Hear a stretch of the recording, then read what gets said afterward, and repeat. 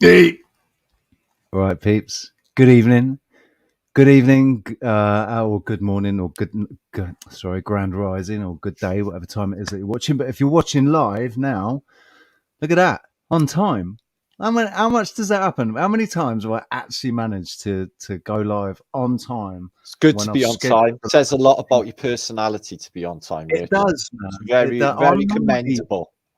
I'm normally a very, very punctual man, And Ryan, me. but something about like you know what StreamYard's like and what the internet's like. It always seems that the more people you're trying to coordinate, the more they can mess around with you, and it's just anyway. Ladies and gentlemen, we got Mr. Martin Leidtke. Yo, Martin, how you double doing, flat buddy? thumbs. Good to see you guys. Double fuck. Right. Thanks for the invite, Rich. Oh, It's been a mate, long time coming, but you seriously. did have your channel taken out, so it's been like an interim period in between, haven't it? And now you live in a Yeah. magic treehouse, which I am visiting, and it does feel Yes, magical in your mate. treehouse. Thank you. Yeah. Wow. Well, you got to get yourself get signal on your phone or I tablet. got signal. Oh, you got signal. Have I Yeah, I pulled just you into don't the group use yet? I don't use Telegram. It's because it's shit and does my head in. Right, because well, if you got Trolls. signal, because I gave you my number. Yeah, man, No, I it's on sent there you my somewhere. number. All But right. if you give me your number later, I can just pull you into the group, mate, into the Magic Treehouse group on Signal, and Screw 'em up. you can meet everybody, and you probably know everybody in there anyway because they're all subscribed to your channel, so Well, there you are. it's all good. But anyway, other than that, mate, how you doing? Doing all right, mate. Feeling good. Thanks. Feeling airy. Up for it. Fairly Warrior of airy, God, man. man. Warriors of God, Rich. So I'm up for it, mate. Yes, mate. Yeah, man. Definitely. I've been watching your stuff, the videos that you've been putting out. It's been some really great stuff you've had Yeah, well, with I'm just building up, actually. I'm working on a couple of projects. There's one ongoing, but until that is completed, I won't be posting that yet. You know, that could be in a week, could be in 2 days, but I've really got to get it right. So that's exciting. And a few other projects as well. There's a lot ongoing in the background on Flat Earth British. Always is. A lot of planning and doing stuff. Yeah, and the thing is, it's you sort of, I mean, there's a lot of planning, isn't there? But it's like you don't really. I don't know about you, but for me, I don't really. I can't be sure of what's going to happen Hmm. from one day to the next. We can plan stuff, but it's like I want to try to do original content because I just spent the last 7 years just like, you know, I know I've done a lot of stuff, but in between it's just been like showing pictures or documents or texts that I found. Still want to do a bit of that, but I'd rather get out on site to some of these sites because some, like, you know, one I went to a couple of weeks ago, Czech Republic, it's on par with anything that I've ever seen in my life, only better. Anything you see in Peru, Pumapunco, in Mexico, any of these sites, it was mind-blowing. So there's more of them. So I would prefer to just do some filming like that, just mind-blowing stuff that smashes academia, because they're not going to be able to explain any of this stuff, you see. yeah. Be more hard-hitting than what I actually do at the moment. So I'm doing a bit of that and a bit of getting out and about as well. That's what I'm trying to I love get the my idea of getting out and about. I mean, people love that. They appreciate that, don't they? They Well, certainly it's yeah, it appreciate is being that, on and it's my eyes as well, Rich. You know, I've got a bit, Mm, I've got a bit of experience in these matters now, and I know what I'm looking at. So you put me in these yeah, sites, you know, I'm going to come up with results. I really am. So that's yeah. my planning anyway, to make it better for everybody, for the people, for the for the followers of it all. Just get hard, good evidence that what we're saying is true with mud Yeah. floods, with all of it. You know. Have you do you know who I've sort of recently come across and started watching is Archaics. No, but people are saying in my chat, I don't actually watch any videos, Rich, as such, Right. because I wouldn't be Yeah. able to. If I watched videos, I wouldn't be able to do anything for the day. My days wash out all day long with just doing stuff. Yeah. Maybe late at night, you know, I'll watch like late at night if I got a bit of time, I'll join a chat feed, you know, of the guys, or maybe watch one video and just keep up on it all. Like the only one I Yeah. watched today was like rather unfortunate actually, because I seen a tweet yesterday, excuse me, on Instagram yesterday, and it was can you effing believe this? And it was the CEO of Pilsner being interviewed this week in the World Economics Forum by Soros. And he Right. stated in this thing I seen on Instagram yesterday, we plan to kill 50% of the world's population by 2023 next year. He So actually I'm like, said that. so I'm seeing this on Instagram yesterday, and I'm thinking, fuck me, that's a mind blow. Did he really say that? Then I seen the video actually posted today. Yeah, the full 30 minutes discussion. Watched it. So whoever had taken it, edited it, and took it completely out of context from what he said. He didn't say So he that. didn't actually say that. No, Yeah. no. He said that they were going to introduce some of these medicines to the third world, and by 20, they were hoping to solve all of these illnesses in the third world. 50% of these illnesses in the third world by 2023, and it was just taken complete. See, and it threw me. I was like, "Shit, is that true? Did he say that?" You know? Do you see how they're fucking with the internet? That they can just grab Oh, people, yeah, yeah, and then massively. they haven't seen the deeper context and like if it's even true or not. You know? So And it's brilliant that you actually sort of you took the time to look a little bit deeper into it and saw that it was well, yeah, editing that that's made it true. like Yeah, that. I'm a detective, mate. You know, I'll pick anything apart. So many people don't know. That's the trouble, isn't it? Now, So many yeah. people don't. And I've definitely been guilty on, Well, that's like what I mean. getting That's what I looked at into it. But I honestly, for a change, I was like, whoa, because that's like a bit of a statement to say in front of the world. Can that be true? But it was like you said, loads of people had seen it and they haven't seen the whole video, the whole context. So what it's a good example of as well, actually, is instinct. Your instinct told you that there was something don't seem right about that, man. Let's have a yeah, little deeper it's not going look. to just And it tell clearly everyone we're was. going to kill you all in a year's time, like just out with Yeah. it like that. Yeah. I mean, the thing is, though, funnily enough, part of me wouldn't be surprised if they did actually just come out and say it, because they seem to. That other guy, Harari, um, Schwab's number one advisor, his top advisor, Harari, the things that he's come out and said, it's like he's said them out loud in front of people, and Yeah, he but was it's all up proud there of what he anyway. was saying. Look what Fuji said back in the past. I think it was like 2015, something like that, when he done that speech, and he like literally just said everything that's just going to happen and more beyond this point, and he's nailed it. And it's like they've planned everything planned out, but it didn't go to plan. I don't think it went to plan. No, because I think there's something about chaos because of free will. There's something that they can't, or it's either I've heard that using the looking glass technology, they looked at every single possible timeline. Every single timeline all ended in the same place, and it didn't matter what they did manipulating the timelines. It always ended in the same place. So they tried to create timelines, Yeah, but still those are like the trucker convoy. They they'd seen in all the other timelines that this trucker convoy happened, and it led to success for the people. So they decided to actually create the timeline where they started the trucker convoy. And the evidence kind of points towards that, there are people that shouldn't really be involved in it, who are involved in it, and they're putting themselves forward as leaders, but they're not the leaders, and their wishes aren't the wishes of the whole convoy. So, it makes sense that they tried to fabricate the timeline, and just because this is the way it's going to be, and there's nothing they can do about it, it turned to our favor. Too many good people got involved with it. Too many good hearts got involved. Too much good intention got involved, and it just completely obliterated the so it didn't dark work. intention. Because Yeah. what they wanted was violence. They wanted violence, intimidation. They wanted, the truckers fighting with the cops.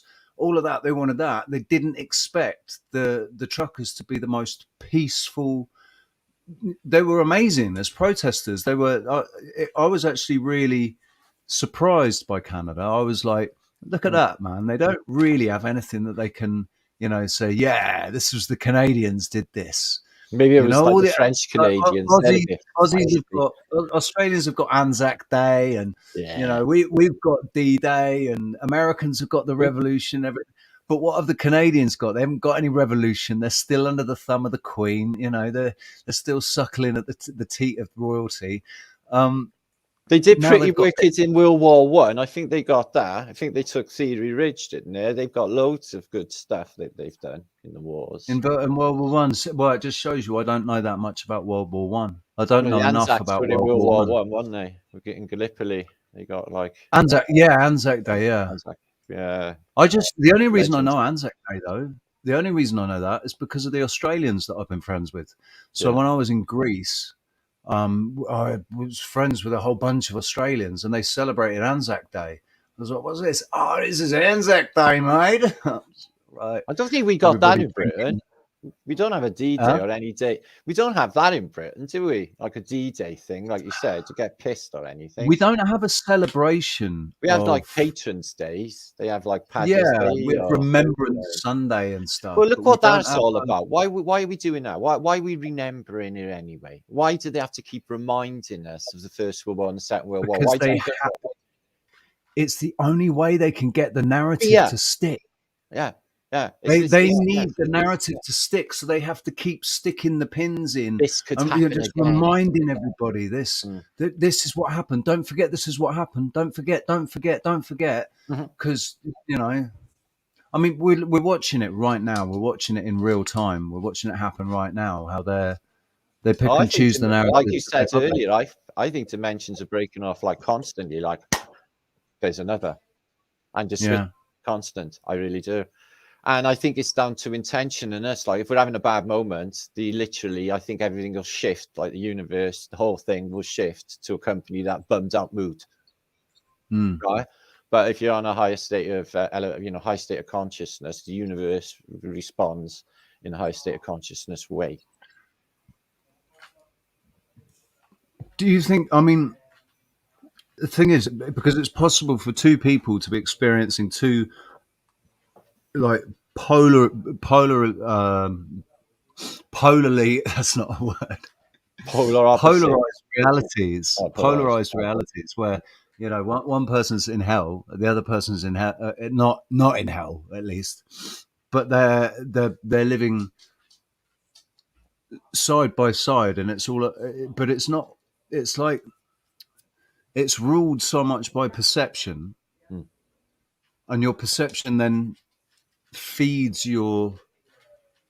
the manifestation, attracts, keeps, you know, so whatever you're perceiving, you'll keep attracting that towards you. So if you're perceiving hell, then and if all you keep expressing is how bad you feel and how hellish it is, and oh, life's just really Especially shit. And, if they're speaking it into reality. People will speak their fears into reality. Once they've spoken it, that's the moment. Then they've done it. But yeah, if they do positive affirmations, that will work equally as good. and writing it as well. So And writing I've it. been thinking recently, and it's not the first time I've thought about it in the past, but just recently I've been thinking about it again, about writing how I feel in a message, in a text message, actually Oh, putting it into script that then is there. Basically, it's sat there on a server for, you know, who knows how long, but it's there and it's written how you're feeling. So mm. last week when I was feeling pretty shit, I, I wrote it down a couple of times. Yeah, I feel like absolute shit. Blah, blah, blah, blah.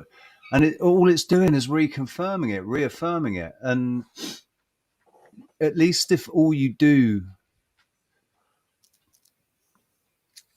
I think it's easier to cancel out if all you do is speak it.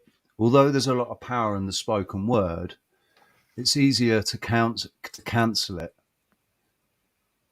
if you do actually speak it, you Yeah. know? Whereas if you write it, Mm. especially if it's gone off into the ether, into the internet, it's there indefinitely, Yeah, and sure. you can't change it, you can't delete it because it's there now Mm. in digital records. So, yeah, I've wrote millions of words on the internet. Like yeah, literally but not millions.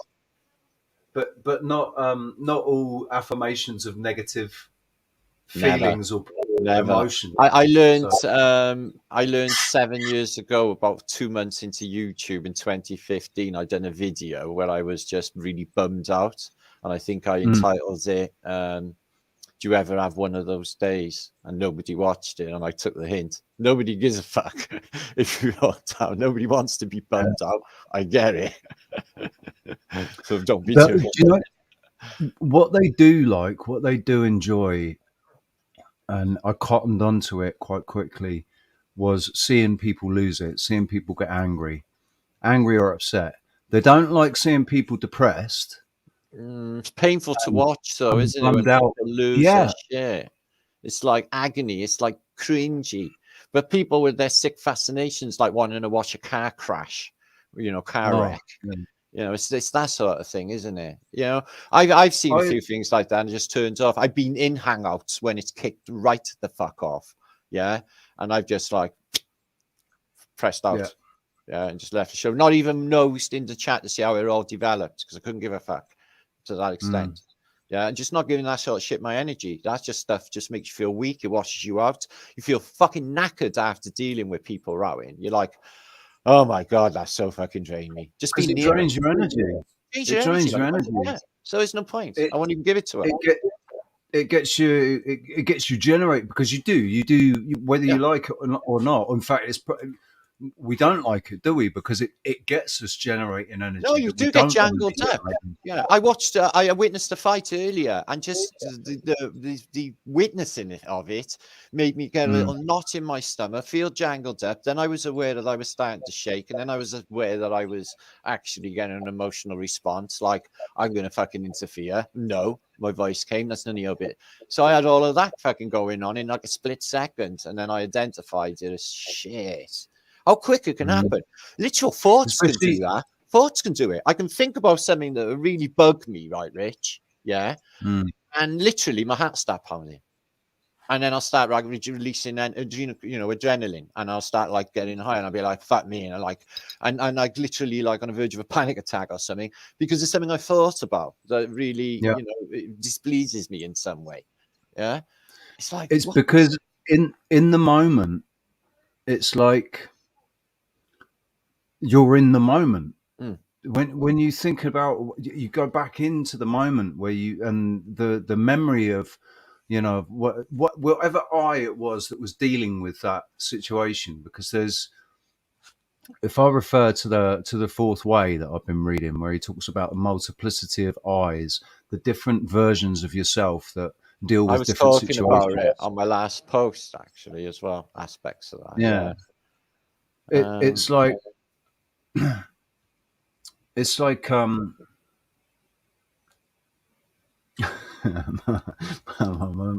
brain's just gone blank. No, it's gone. It's gone. Freaking hell. I got many facets, but they're all pretty like simple, done to one source me. I'm the same as I am in my dreams as I am in my ordinary life. That's a fucking weird thing. Exactly the same. How do you see yourself in your dreams, Rich? Do you see yourself as out of your eyes, or seeing you like as like first person view sort of thing, or as you like looking over your shoulder, but you can see you? Because somebody said to me today, said, try and catch yourself. Try and say to yourself, I'm going to try and see if I can catch a mirror or a reflection in a dream. Because I was aware then when they said that, hang on, there's sort of things that don't even come into dreams, things like mirrors or reflections, really. Now I'm thinking about it. So I've tried to like see if I can find a mirror and see what exactly, Is it all first person for you? Do you see it as from first person? Well, I don't think I see myself like, like I can see, like see myself. But I don't think I'm actually looking for my. Sometimes it's like can be quite existential. Like, if I'm in a bar, I'll be in the whole thing, in the whole crowd, and still me. It's that sort of thing going on. Or if I'm flying, I don't see me sitting on the lamppost or swinging around the lamppost. I feel me through my eyes swinging around the lamppost, and I even get the sensations as well, which is really really strange thing. So yeah, exactly the It, same in my dreams as I am in real life. So it's cool. it's funny you should mention it, because I don't remember my dreams very often at all, as in pretty much not at all until the last few days. Like over this last week, I told you I've been suffering with these bad symptoms. I had a temperature for about 24 hours, maybe 36 hours, and then that COVID. went. That went, but then it was all headaches, really, really severe, like migraine. Everything about a migraine that I normally get without the vomiting. Normally, I projectile vomit when I have migraines, but there was no I get them. vomiting. Yeah, right. But light aversion, just can't, I have Pressure to on the head. squeeze my head the whole time. No medication for it, just paracetamol. So anyway, just riding it through all week, and then by the end of the week, by sort of Saturday, it kind of stopped around the headache stopped around Saturday, but then I was short of breath, really short of breath. For the last couple of days, I've been short of breath, really lethargic, really muscles aching, as if I've been in the gym pounding the weights for 12 hours straight. The fuck's going You on? know, Remember don't know. that dust But storm it years all ago? I started. thought it was that. I thought it was a dust It storm you all, stood in. Remember that years ago? the dust storm. Yeah, I mean, Yeah. we get those quite. We get them They fucked your not like chest up. that one that we had. That one that we had was really bad. The one that I put on YouTube, but It was. we get Kalimas quite a lot, and the air quality is it's not as good as it was 7 years ago. Definitely, it's completely Really? changed. Yeah, yeah. The air quality now is shit compared to 7 years ago. You think of Seven all them years ago, Atlantic winds that it would be all fresh wind blowing in all the time. I mean, it is windy, but the thing is, they're spraying off the back of boats Hmm. out in the Atlantic, and that's just coming in into us. Or we're either getting the sand coming from Africa, Yeah. or we're getting the whatever they're spraying in the Atlantic Hmm. coming over from that way. So and they do spray overhead as well, but it's normally they spray at night. So you get up in the morning and all the mesh is there ready to, Yeah, you could see it in the full for moon. the rest Full moon shows it up the mesh at night if of you the look day. up. Yeah. Oh, I Oh, know when you these. get the rainbows, in it around the bloody moon, Oh, yeah. in the white haze around the moon, you get a rainbow, and that nobody's going, what the fuck? Oh, it's So, mad, isn't it? like, why did that never happen in the 80s? Why did that never happen in the 90s? Because I'm sure I would have remembered it. I'm sure I would have noticed it. It would have been like, oh wow, look, there's a rainbow. It's a rainbow cloud. I'm not sure I can even remember the past anymore. I wonder how much of it was real, man, because you can only kind of remember. I can only remember snippets, Snippets. like Snippets. little The snippets. same year. Same year. That's it. It's like There's no, implanted memories type of things. Yeah. yeah, like it could be that, couldn't it? It's Well, like, we could all be dead and they'd be running a simulation, trying to kid everyone. And it's a piss poor copy. yeah, If that's even a yeah. phrase like Des, I don't know. Because the whole thing is a joke. It's a fucking joke. I can't even look at the internet. This new world's just arrived of fantastic, weird shit. I'm like, where the fuck did that arrive from? Where the fuck did that arrive from? When did they make that? What did they do it when they were locked down for 2 fucking years? Nothing is making sense. Nothing makes sense anymore. I don't know if I'm the only one who's noticed how weird this all got. And the people, extra fucking weird. On the last few years, it's gone to the point that it's quite alarming. It's like, what the fuck? I think right there's although I've got whatever issues it is I've got with scripture and canonized scripture and that. There's definitely there's quotes from scripture or things mentioned in scripture that definitely seem to be playing out now. 100%. Like one of the things being those with eyes and with the eyes to see and the ears to hear will see something completely different with those than those that won't.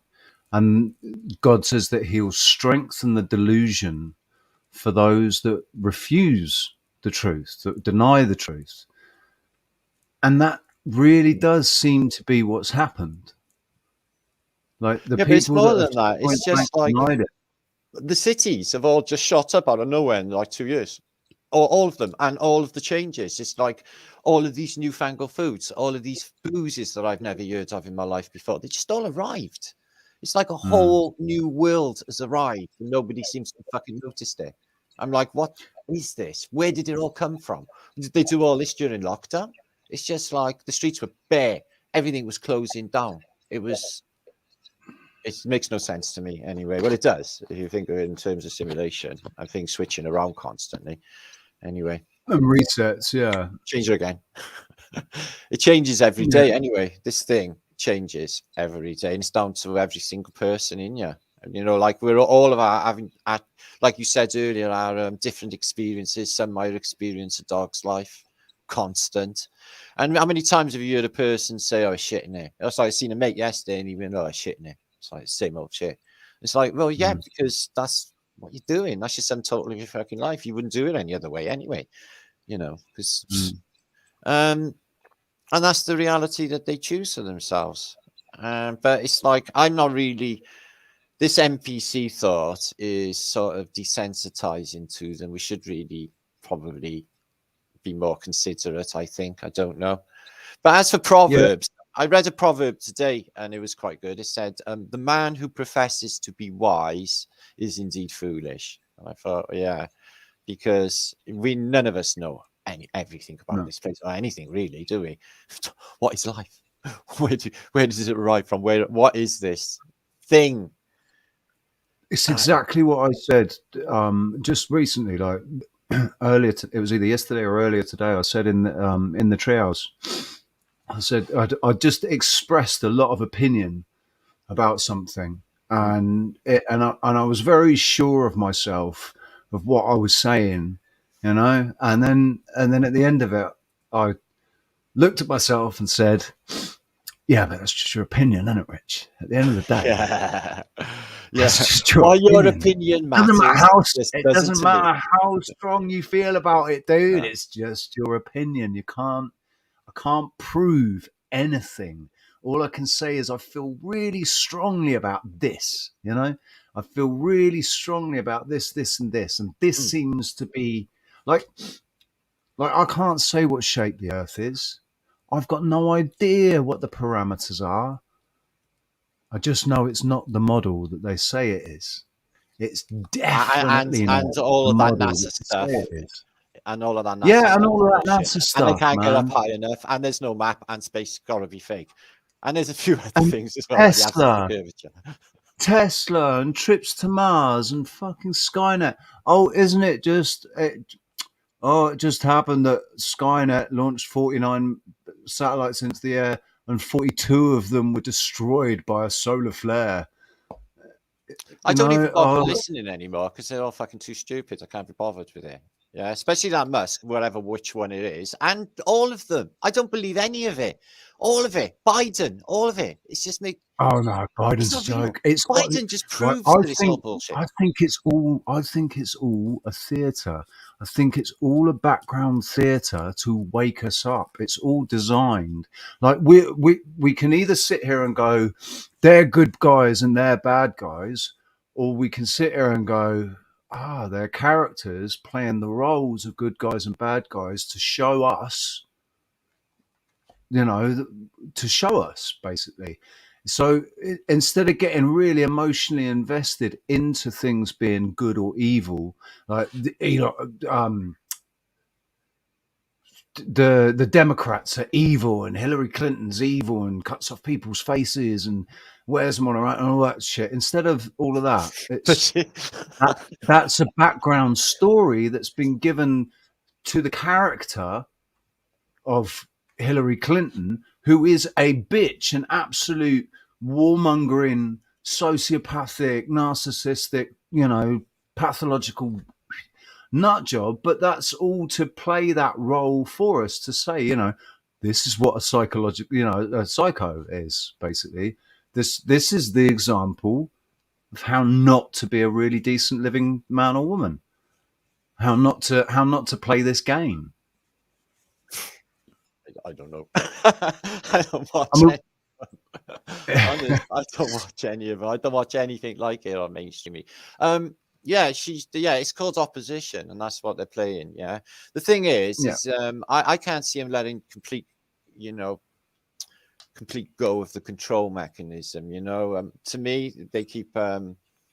I think there is extra land, and I think they are going there, and I think it's about that. I think the control mechanism, they have to keep this place sort of locked down. They can't give everyone their freedoms, even a billionaire, and there's lots of them. They can't even buy a country. They might be able to buy a small island somewhere if they are very lucky, but they can't buy a country. There's limits to what you can do, even when you're stinking rich, is what I'm saying in this paper. This is what I think Elon is about, right? I've been swinging back and forth about Elon, and my main perception of him is that he is basically like a reincarnation of Loki, and Loki is a misunderstood Norse, character, Norse god, Trickster. but he's the trickster. He's not necessarily evil. I don't He know. could be I good or think bad. you got to be an actor. He has to be an Yeah, actor. Surely he's fucking and stupid. his role is to absolutely to just expose to everybody everything. And I think this whole thing about Mars and sent right. He said it himself. Oh, it's real because it looks so fake. And now what he's saying about the Mars trip, he's actually saying, well, we're planning to go to Mars in 10 years' time, but the way things are, I don't think it's going to be realistic for us to do that because basically the population of Earth is falling.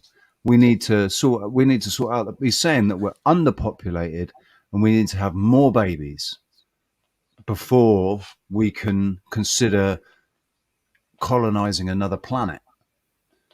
Don't know. Right? It sounds fucking nuts. I don't think that there's 7 billion people on this earth. I don't think that I think they're lying about the number of people that there are How on can the they know? earth. Where do they come up with all these statistics? What did they do? Just run off and ask Gallup for everything? I don't know where they get Well, the exactly. statistics for any of this No, shit. they went round with their little clipboards and they asked everybody. Right, so didn't where they had They the ran census, into they went Google. out and they went 1,000 miles into the deepest Amazon with their Yeah, clipboard. man. Yeah. They sent Fill the this out. Google car out there. Occupation. Listen, they sent the fucking Google webcam pretty much everywhere, didn't they? Yeah, man, I checked it out last night, actually. I see my flat. I was literally checking out on Google Maps to see if it's been updated. They updated it during lockdown. They had a little Cessna flying over, taking photographs. Really? Must have done. They must have done. So what else is going on in the land of Martin Leidtke? What else is going on, what's going on locally with you at the moment? What's going on in Wales? Because Wales had much stricter lockdown measures, didn't they, than the UK? I don't know. I didn't fucking take any notice. You didn't get shit. Travelled all the time, worked, mate. Listen, they're where I live, the area where I live, no one, even if there was a raging plague for real, no one would actually give a fuck. I live in a sort of area that if there was a Mohab dropped, everyone would just carry on the next day and probably wouldn't even notice. Yeah. So where I live, nobody gives a fuck. In the shops, none of the whole way through. Like St Paul's in Bristol? Yeah, just the same sort of thing. Yeah. It's just they're not very ruly. Yeah. Other parts of the city, everyone's completely masked up and stuff. But I've had no problems the whole time in Cardiff as such, or anywhere at all the whole time. Full stop. Period. Nothing happened. Yeah. Yeah. It didn't really affect. It didn't really affect you. No. Yeah. It was good. It was good to do. The only way it affected me is it made me happier. made me appreciate, I didn't, I've been through it all before all of COVID, with all of the death and all of the fucking them, in hospitals, what they do and everything else. Like, the year before all of that shit came down, or the year before that actually, but it was like, when all of that happened, I was just like, yeah, this is, and I wrote about it anyway. My first book as an option, so I knew about how they run, the agendas, and now they're this war, whichever way that's going to go. But I can't believe people can't see how. I mean, I don't see how people didn't see straight through that. But then I guess it's because not everybody was looking where we were looking. But well, they were this is desperate it, right? for war. So I wanted independent. Somebody was actually there to tell me what was going on.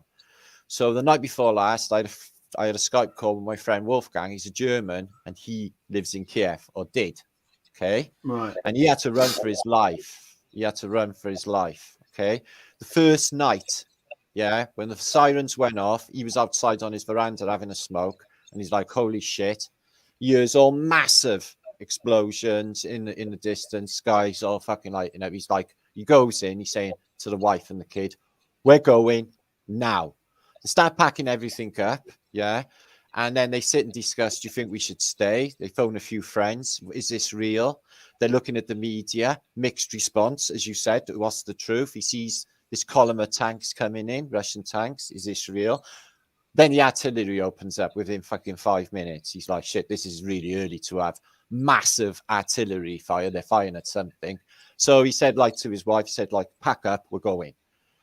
They drove out of the city of Kiev. Everybody was going at the same time. They spent all night with a 4-year-old kid in the car, nowhere to go. Eventually, they found somewhere to stay, right? And it was near an airport. And in the middle of the night, he got up and he said to the family, we're going now. She said, well, we haven't got nowhere to go. We're fine here. He said, no, we're going now. We shouldn't be here. It's too close to the airport. Drove out from the airport, literally half an hour or so after they leave the airport got bombed. They would have been killed.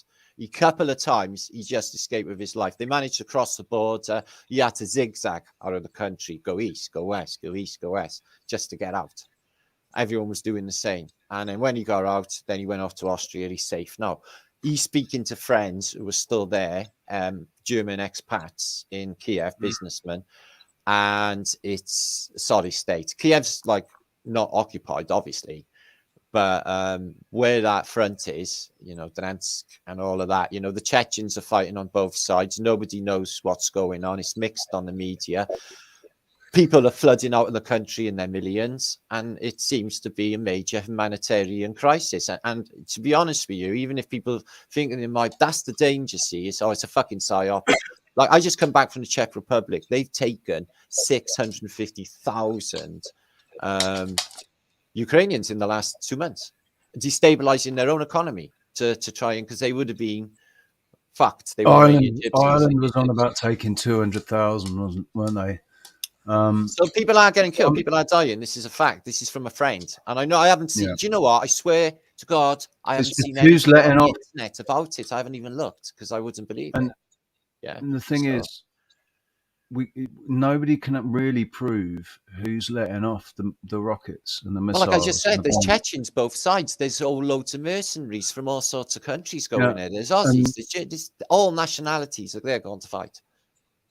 Paid. And you've got so what I've heard on the grapevine on the other side is that Mariupol and all of that, they've basically, the Ukrainians have been surrendering. The Azov battalion and everything have been surrendering. They're taking a lot of prisoners of war. And yes, Sarah's here. Oh, yeah. And they're going in. The Russians are going in with humanitarian aid, and they're already rebuilding Mariupol. Right. And I don't know. I don't even know. I haven't even looked at it. Like I said, that's the first thing that I've heard about it since apparently it started. It was off my friend. That's the first thing I've heard about it. Because I was like, that's what I mean. Hi, Sarah. Hi. Welcome, Sarah. Martin, Sarah. Firms. Nice to meet you. you doing, babe? Good. How you I doing? got some sunshine. It's funny actually, talking to you now because I was talking to Sarah earlier, but she'd only like it was still dark outside, wasn't it, when you got up, when you woke up, Yeah, wasn't it? yeah. It was Yeah. kind of cloudy too. That's why. Yeah. In New Yeah. England, you are, aren't you? Where the Goonies was made, Rich was saying. In Oregon, way Oregon, Rich. Further away. and it Pretty only cool gets country. thicker with my accent, but in the Pacific Northwest, like way up by Washington. Yeah, Sorry, Portland, Oregon. Yeah, I know. Yeah. Okay. Yeah. Yeah, I know you've been over in the States. I know my so is geography. Richie too. I forget. I haven't. I haven't been very far. Niagara Falls in Costa Rica is all I can say. So That's Costa not bad, Rica. Yeah, baby. I remember. I remember Costa Rica from South Park because Jennifer Aniston goes to Costa Rica, doesn't she, with the South Park crew, and they're singing a song about getting gay with kids is here. Saving the rainforest is totally gay. I think I wiped that from my consciousness. Maybe. I can't Oh, dude, yeah, it's it's just South like, Park. nope. It's some of the best It's some of the best social commentary that exists. Definitely, I think. Cartman for leader of the world. Yay! So we've been chatting for like 42 minutes, and I haven't once given a shout out to the chat room or anything, man. Ooh, they're all there. I think we should give a shout out to the chat room because we've got 51 people here, and it's all, I recognise every single name pretty much. So I'll go back as far as I can to It's Flat, y'all.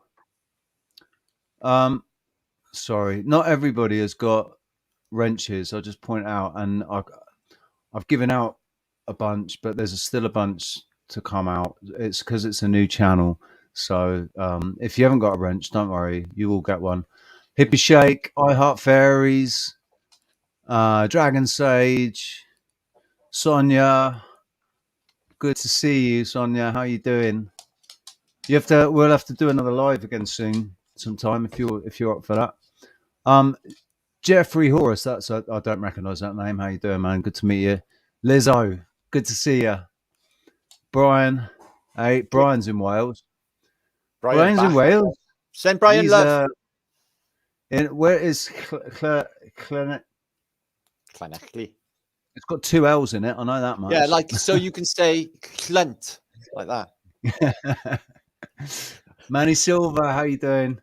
Good to see you. Vibes as well. And Paul from Newcastle.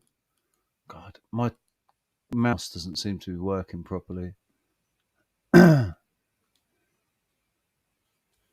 Oh God! I just want to say hi to all my Goonies. Andrea 73. Good to see you. Sorry, I'm not reading any of these comments. I'm just kind of popping them up quickly because I haven't even shouted out once to the chat room, man. 42 minutes. Squirrel Sniper, man, you were here right at the start. You were the first one in. Good to see you. What does he win? Huh? What did he win? He wins a double flat thumbs. Double flat thumbs to Squizzle. If I could do any better than that, I would, Squirrel, man. But I've got to say, I do love squirrels, though. Yeah, I do love. I seen one earlier. I seen a squirrel earlier. Yeah, across the road. They're so cool, man. They've got such. There was a crow battle, and one of them was upside down, like with his wings all like flapping. I was like, am I going to have to do some birds rescuing? Yeah, but it sorted itself out. It was just a bit of a crow war. It was murder. It's funny how it sorts itself out. You're like, gotta intervene. That's what my mind said. Because I won't be able to leave here flapping like that. I've seen that. Yeah. These guys have come from your. I think these guys have come from your channel. Yeah, man. I called the crew. I said, "Mission Phil Richie's chat" is what I said. Loyal Tangy and Anonymity. It's Flat, I think, has come from over your way as well. Who's that? Oh, Lindsay Ashcroft, how you doing? Yeah. Good to see you. Big D. And Jeffrey Horace, I think we said hello, but I shall say hello again. And that's pretty much M. God, I nearly missed you, babe. How you doing? M Mad World. Hello. M's got she's doing a podcast on Spotify, man. She's got a podcast going out on Spotify. She's its titles like "I'm Not Everybody's Cup of Tea." It's brilliant. She has a good old rant about stuff, and she's got really good. She's got a sharp eye, as I am. I'm very, very into the true crime stuff. God, I've just noticed there's actually tons more comments have come in while I've been taking my time. I'll list it. How you doing? And dude, Astro King and Johnny Murray, Nathan, Hippie Shake. God, there's a Shari Ives. Sherry. Right, I'm going to pause for now. Sherry. And That was me. right, I don't know, because this is a completely impromptu live. I was speaking to Sarah earlier about maybe going live. I don't know. I said, I don't know. I maybe want to go live later, but I don't want to commit to it because I don't know. Like right now, I think I want to go live at 9 o'clock, but I don't know. Come 8:30, I might not want to do that. I might want to go live at 11, but then come 11, I might want to just go to bed. So I don't want to commit to anything. And then I saw a message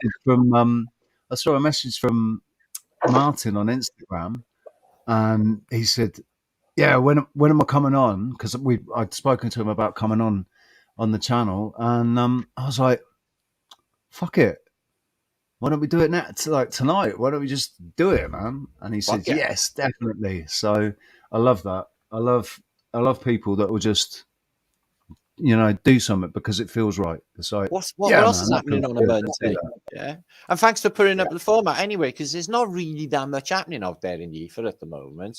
Poo Tube is gone double poo. Everyone's bouncing to other formats anyway, and I'm not even on any of them. I'm not on Rockfin or any of Oh, do you know Rockfin can do one? you got to pay Right? on You've well, I think I'm not.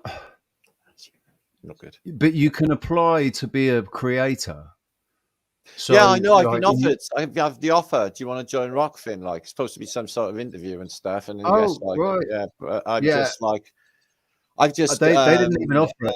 They didn't even make an offer to me. I applied, and they haven't even replied. They haven't even responded to me. Because I said interested in my channels anyway. I'm not interested actually. I know why they haven't got back to me, because I said I'm not putting a paywall there.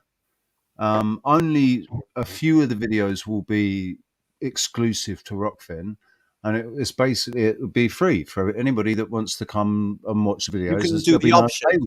Yeah, you can do the option. Yeah, but they don't. That's of no interest to them, is it? No, they can't make any money if I'm just free. If or maybe might get tips. That they can make a little third on, or whatever it is that they make off the tips, but there'll be no subscriptions or anything.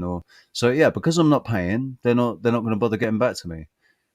We've got Rumble, but we've lapsed on the payment because Roxanne's been paying for everything. She's been paying for StreamYard and StreamYard's cheap. That's like 18 quid a year or something.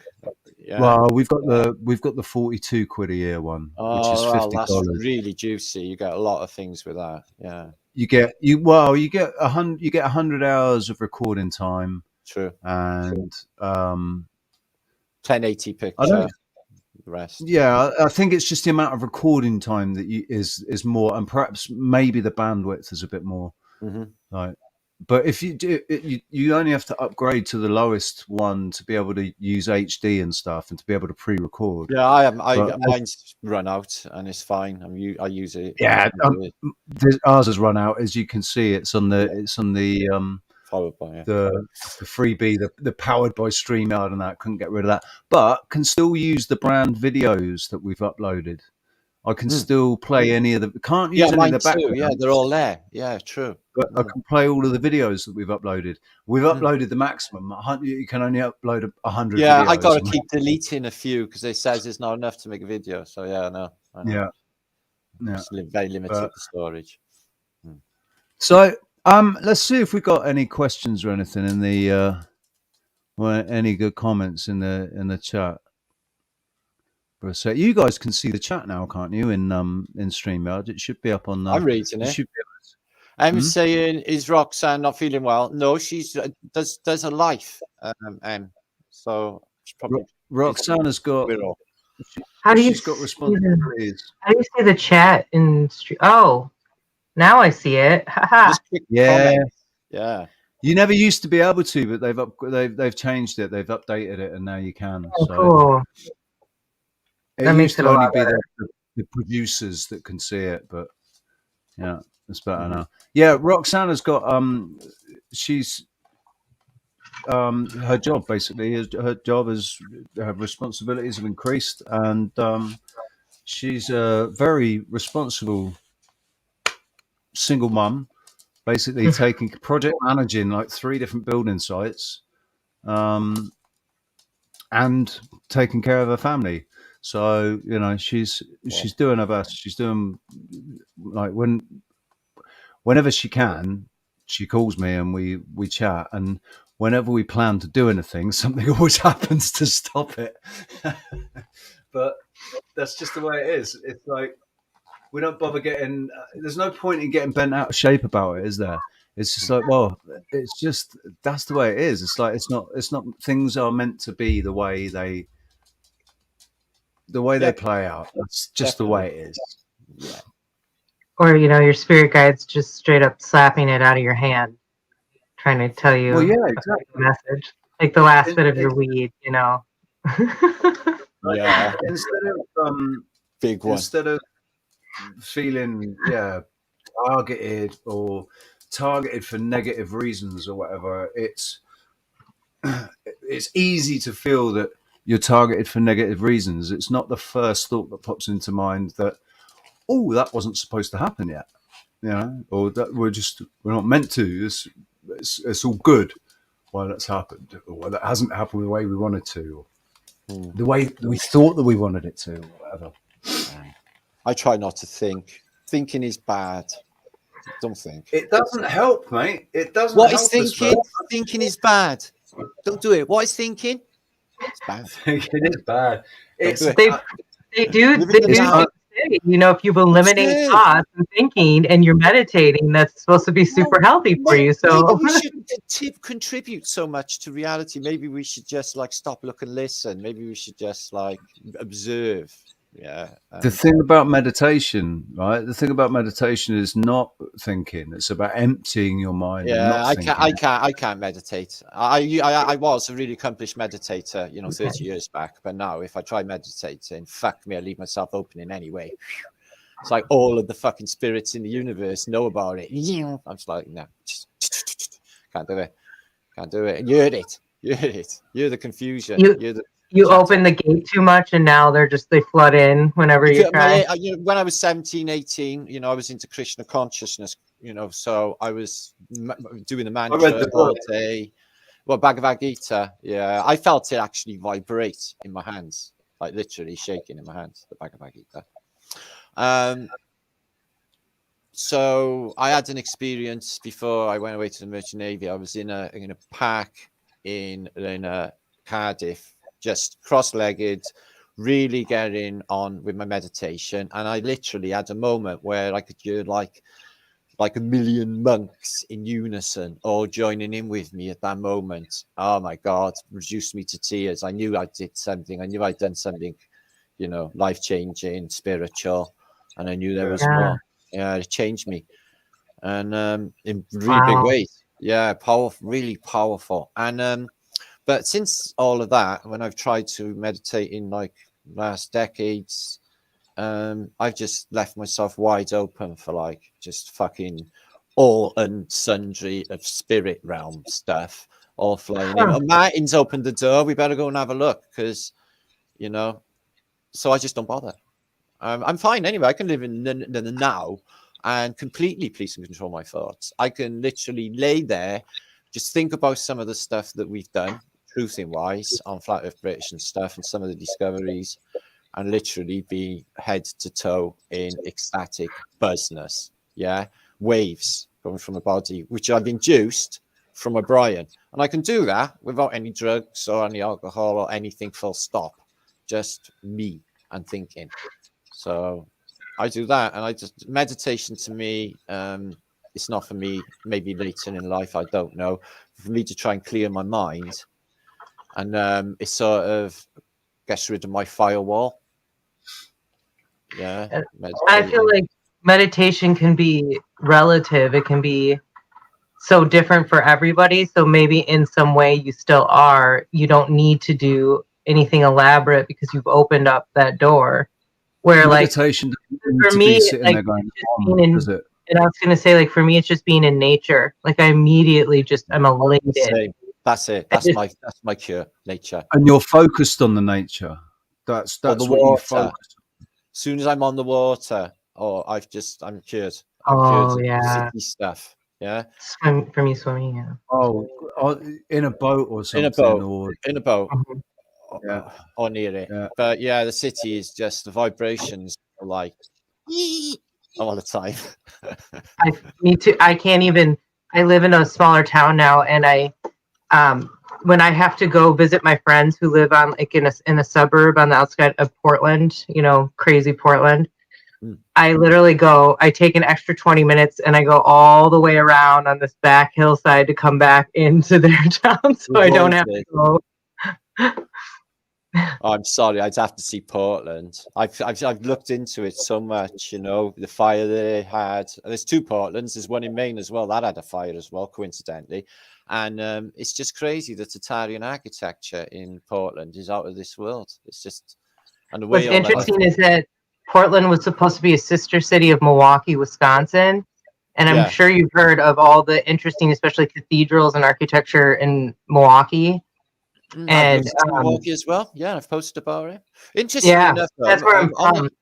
On the old maps of Oregon, they show like a large lake, and situated, I guess, where Oregon was going to be. There's like an inner island in this giant lake, and then there's literally a narrative. You can look up an official narrative which said there was mud flows from Oregon all the way to the Pacific, which are there today. Which is like they said, They said like most of Oregon also is like a huge inland sea. And it's but and if you guys came out here, it's so desolate. They're doing weird stuff out here too. It's so remote, and that's where we've talked. Well, actually, I was going to say maybe don't. As well. Well, and we talked about the Malheur refuge where the standoff was, and the Bundys got involved in that. And that was connected to Uranium One with the Clintons. Yeah. Oh yeah. So I went well mad then. That is. It's all good. No, but I think I'm too British for that one. And and I'm way too like Midwestern for. Oh my God! Don't even get started. But they tried to kind of make it sound like it had to do with this government agency. And do you remember the Bundy deal with the BLM? And he had a standoff and had to do with like land ownership. Okay. Well, it's associated, but at the end of the day, like you come to find out, it's all good. It's all good. It's all good. This is why we're all coming together, because we all have so much information to share. And again, I'm clueless when it comes. Like, I just met my friends have somebody who's from the UK, and what did I say? Oh, you from England? He's like, I'm not just from England. And I was like, oh, I'm sorry. I'm so sorry. I know there's the Wales. There's like so. Scotland. I have no idea. Okay. Yeah. It's the wrong button with some people. Yeah, when they say. And is it England or is it Britain? It's certainly not Great Britain anymore. But I'm flat British, but I'm Welsh because, as far as I know, Wales is in Britain. Yes, that's right. It is part of Britain. Yeah, Wales is part of Britain. And we were Britain because of the tin. We were called Tin. Hey. What was I going to say? Bright Tin, Britain, the Bright Tin, and the Cornish tin mines. Yeah. I remember in the 80s, man, when Maggie Thatcher was closing the mines down, all in Cornwall and Devon, and I remember going on holiday, going camping down in Devon, and seeing the old slate mines and stuff that had all been closed down. Yeah. And I used to work out of Cornwall. We used to do. I was in the Merchant Navy. We used to do China clay runs, because you know all of China in China. Yeah, all of the clay for it comes out of Cornwall, and then they ship it to China to make China clay. And all of the glaze on magazines, you like the shiny cover on magazines, that stuff that smells. That's China clay. That's where it goes. That's what they do with it. So, but you got to be mint. The coal's got to be mint. It's just mad amounts of work that goes into it. And it's a very fine thing. It's right on your chest as well, China clay. So yeah, I was shipping that. Yeah. Sorry. Now that you said that, it's like, yep, I now I've seen it everywhere. Yeah. Mm-hmm. So yeah, but there was a few places only doing tin, and funny enough, Israel was one of them, or at the time, the Holy Land was one of them. And tin is important. They need tin. Tin's part of the Bronze Age. You need tin for the exactly. That's bronze, and then in armaments later for gunmetal, etc. So cannonry. So they really did need tin. That's why Britain is such a small, tiny little solid granite, mate. Ain't going nowhere ever. Solid granite. Because of that, but because of that solid, that tiny little island, because of the concentration of tin that was there, it made it part of the arms race. Basically, very, very early on, it made it part of the arms race. And same for Swansea. Swansea was called King Copper, and when they first started in the official narrative of putting copper hulls on the British fleet, so this is just after all the Battle of Trafalgar, they started putting copper hulls on the British fleet, and all the copper came out of Swansea. It was called King Copper. It was one of the biggest copper places in the world. Now zero. Yeah, it's like Cardiff, biggest coal port in the world, where I'm from. Yeah, 1900 there was no bigger coal port in the whole world. Now nothing, zero, gone. Interesting. Yeah. But I think it's bullshit. I'm couldn't call bullshit on all of it. They made people go down these coal mines to keep all of this game playing over, where people go down the mine, have a really hard life, and then later on have some sort of breathing difficulty from the dust, die. They got special places for them. Now, as far as from what we've just been, discovering, they had free energy.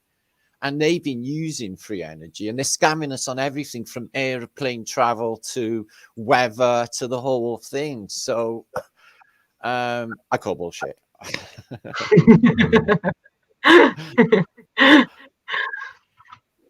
BLM. What is that? What's BLM? Jabba's Justice just wanted to remind us. You're talking about the Bureau, but it's not. It's Bureau of Land Management. So, expand on that. Okay, so I kind of was incorporating two stories. There's it started with the Bundys, but the good story has to do with what happened in Oregon, and it was between this ranchers and what they call the BLM here, which is ironic, right? And this is all pre CV. Yeah. And what happened was and this is kind of like notorious, they have like property line rights, and then they also have ranging rights for their cattle to go out and free range and eat whatever they want. And they also are allowed to have controlled burns related on their property. Well, what happened was they were already combating with each other over the use of a certain amount of land for their cattle. And then they went ahead and they were trying to do a controlled burn, and it ended up going into the BLM land. So what happens is that they want to arrest these guys. They want to arrest this family, this father and his son. And what's interesting, though, is like we find out the story goes back further than that between these families, that the BLM has had these rifts with these families in the area. BLM is a government agency, but it's all just to regulate public land. And the reason the Bundys got involved was because they had a skiff going on with the BLM in Texas, and it had to do with actual property lines, is what I remember. And please chat if you know more about the story and I'm messing something up. But what happened with Oregon is that you come to find out that there's actually a lot of uranium mining going on. And there's talks with other countries about this, and this is connected to the uranium one thing. And this is where I talk a lot about how Trump has that connection to the same company. And but the Clintons were trying to secure that land. And weirdly enough, this kind of goes down. And then this family, they put up a standoff at this wildlife refuge. If this is sounding now maybe familiar. And so the government ended up killing, the FBI ended up killing one of them in this scuffle, but they were trying to, hold their ground and take over the refuge. But at the same time, as this was happening, the distraction, this is what it feels like was the distraction, is that there was talk about trying to secure land for uranium purposes, probably with China. No, sorry, take that back. With Russia because of uranium one. Right. So, yeah, and if you guys remember, when Trump was in office, there was a news story that came out. The mainstream media wanted to publicize on it that these soldiers had died in Niger, Africa. And it was like, well, why the hell were we in Niger, Africa? And it was like 2017, I think, 2018. It's like, because uranium. And uranium one, and that was Trump's connection to uranium one. So, how close is Niger to Somalia? I feel like pretty close. Biden's just sent troops out to Somalia again, hasn't he? It's like the reason that we go to these areas, right? I'm looking Niger. Yeah, it's all. The thing is, we were talking about this, weren't we, earlier, Martin, about it. It's theatre, man. It is. It's theatre. It's and people are so emotionally invested in the stories, in the narratives. Yeah, it's so very interesting. I personally, myself, I only just go with what I can substantiate in this place, my personal experience. But yeah, it's all the world's a stage. It's fact, I haven't watched television in 25 years. I feels like I'm a retard half the time because I know absolutely nothing about what you're saying on the mainstream world because I just don't. The thing is, the most important thing is what is your experience.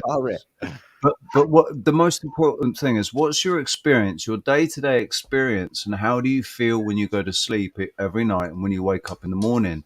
You're not filled with dread. You're not anxious about I'm not. There may be things that you're anxious about in your personal life, but I could be anxious, but I choose not to be because that would be non-logical and foolish. So I just, don't do that. And I sleep like a baby. That's something I used to do. That meme I shared the other day. It's like how I know. I should find that. That was hilarious. Go ahead. Sorry. But it is something that I used to really get lost in my anxiety. Years ago. I've been on a bus going to work thinking I'm going to top myself. This is the worst thing in the world. This is so shit. I'm freezing cold. I got a stinking head cold and I'm going to go and be bullied by an asshole all day till 6 nights when it's dark and I got to come home and do it all again and go home to my unhappy family and life and everything. And literally you want to top yourself because of it. And we've all been there. It's part of the system. That's what it's to do. Whoa, that was Zebedee. Yeah, that was my phone. Sorry. But that's when it's like it's almost like life is giving you a shove to say,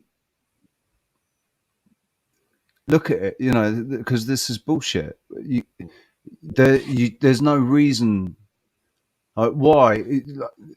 Looking at why you feel the way you feel and what is it that's making you feel that way, how can you change? You know, how can you change that? How do you change Mental feeling really? illness. I did it. I did it in 2016. I cured my depression in 2016. It took 3 weeks of focused mantras and meditation, and I actually cured my depression in 3 weeks and got out of that anxiety. You know, that was just that was making me ill, man. It was giving me IBS. I fucking couldn't eat.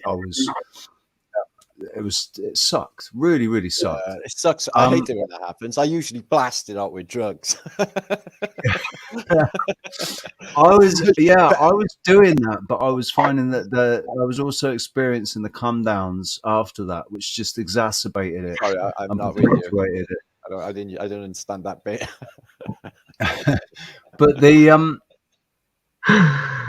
it's like coming to a realization that you're torturing yourself. If you're doing that, all you're doing is you're torturing yourself. Yeah, tormenting and torturing yourself. And when you think about it logically, it's like, why would you do that? It's not logical, why is it? Would anybody do that? It's not logical. No, it's not. To sit there and torment yourself and destroy yourself. Or look for excuses to drink or take drugs. I noticed I had a lot of that in my life in the past. It's like anything to trigger them. It's like, oh, it's the anniversary of someone's death. Oh, it's this. Or oh, it's that. And just any excuse to get off your face. Yeah. And it's people who do that along us. They just use the past as an excuse for their shitty habits, is what I'm finding or have found. Yeah.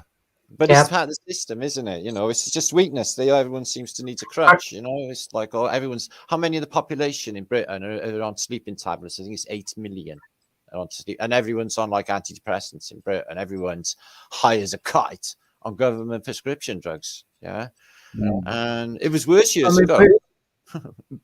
People will say, "Oh yeah, but you smoke marijuana," but No. Hang on. Marijuana is only been classified as a drug by them. People who have it for like the last 40 odd years and I can still run around playing football. I'm having none of it. Yeah, why did God give us receptors for this stuff if not meant to be for us? This is what I'm saying. This is what I'm saying. We've been programmed into believing that it's it's an illegal drug. Salad. I'm having salad. I am. He's like, I hate the salad. I love it. It's I'm only having salad. I want a salad now. It's a member of the stinging nettle family. It's a stinging nettle cigarette. That's all it is. It's like a cup of tea. It's like having a nice cup of herbal tea. Yeah, sleepy tea I'm on at the moment. It's lovely. Okay. And it's got a bit of catnip in it. And a bit of sleepy thing. What's wrong with that anyway? Nobody dies. Do you know that I'm a sleep tech, Martin? Have you told him I'm a sleep tech? Yeah. Oh yes, I did. Yeah, I actually that's what I actually said to him. I'm inviting my friend Sarah, the sleep technician. I'm an educator, so I specialize in teaching people how to sleep, but I actually do it all naturally. Yeah. You know superheroes, yeah, yeah, like Homelander and things like that. Well, I'm like I'm like a superhero for dreaming.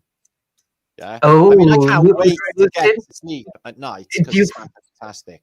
It's fantastic. Do you fly a lot? I'm limited to my experience. I found a few months ago, I even spoke about it, that like Lazarus, if I went up too high, I lost it and I just came tumbling down, only to regain it a little bit when I get closer to the ground. So I can't go too high and I can't go as fast as I want either. So if I'm going over water, it's a limited speed. I can't go like yeah. When I run, I can go. It feels like maybe not like with running. I can there's this whole like momentum thing, and then it's like going in.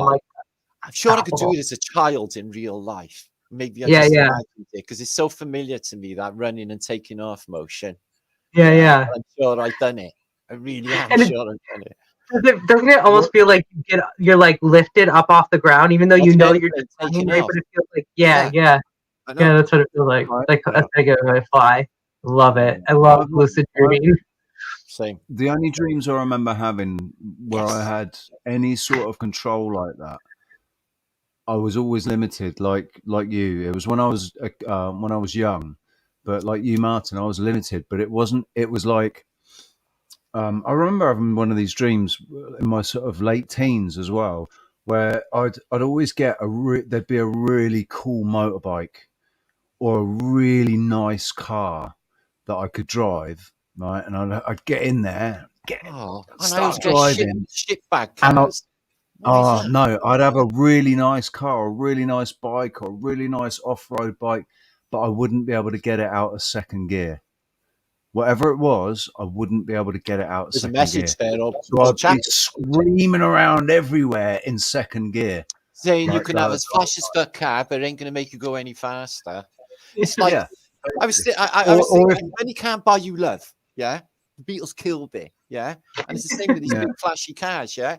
They don't add nothing, okay. It's transparent, and you can only go to second gear because it won't go to third.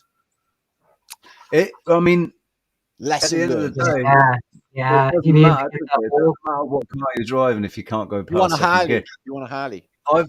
I felt it more like it was like this limit to me, because It is. if I was allowed to get it up into sixth gear, You would have smashed I yourself just up in your dream. smashed it up. Yeah, I would have lost control and smashed it up. So it was to limit me, because I wasn't ready for it. Yeah, I've been hunted and I and haven't killed been able in to. my dreams.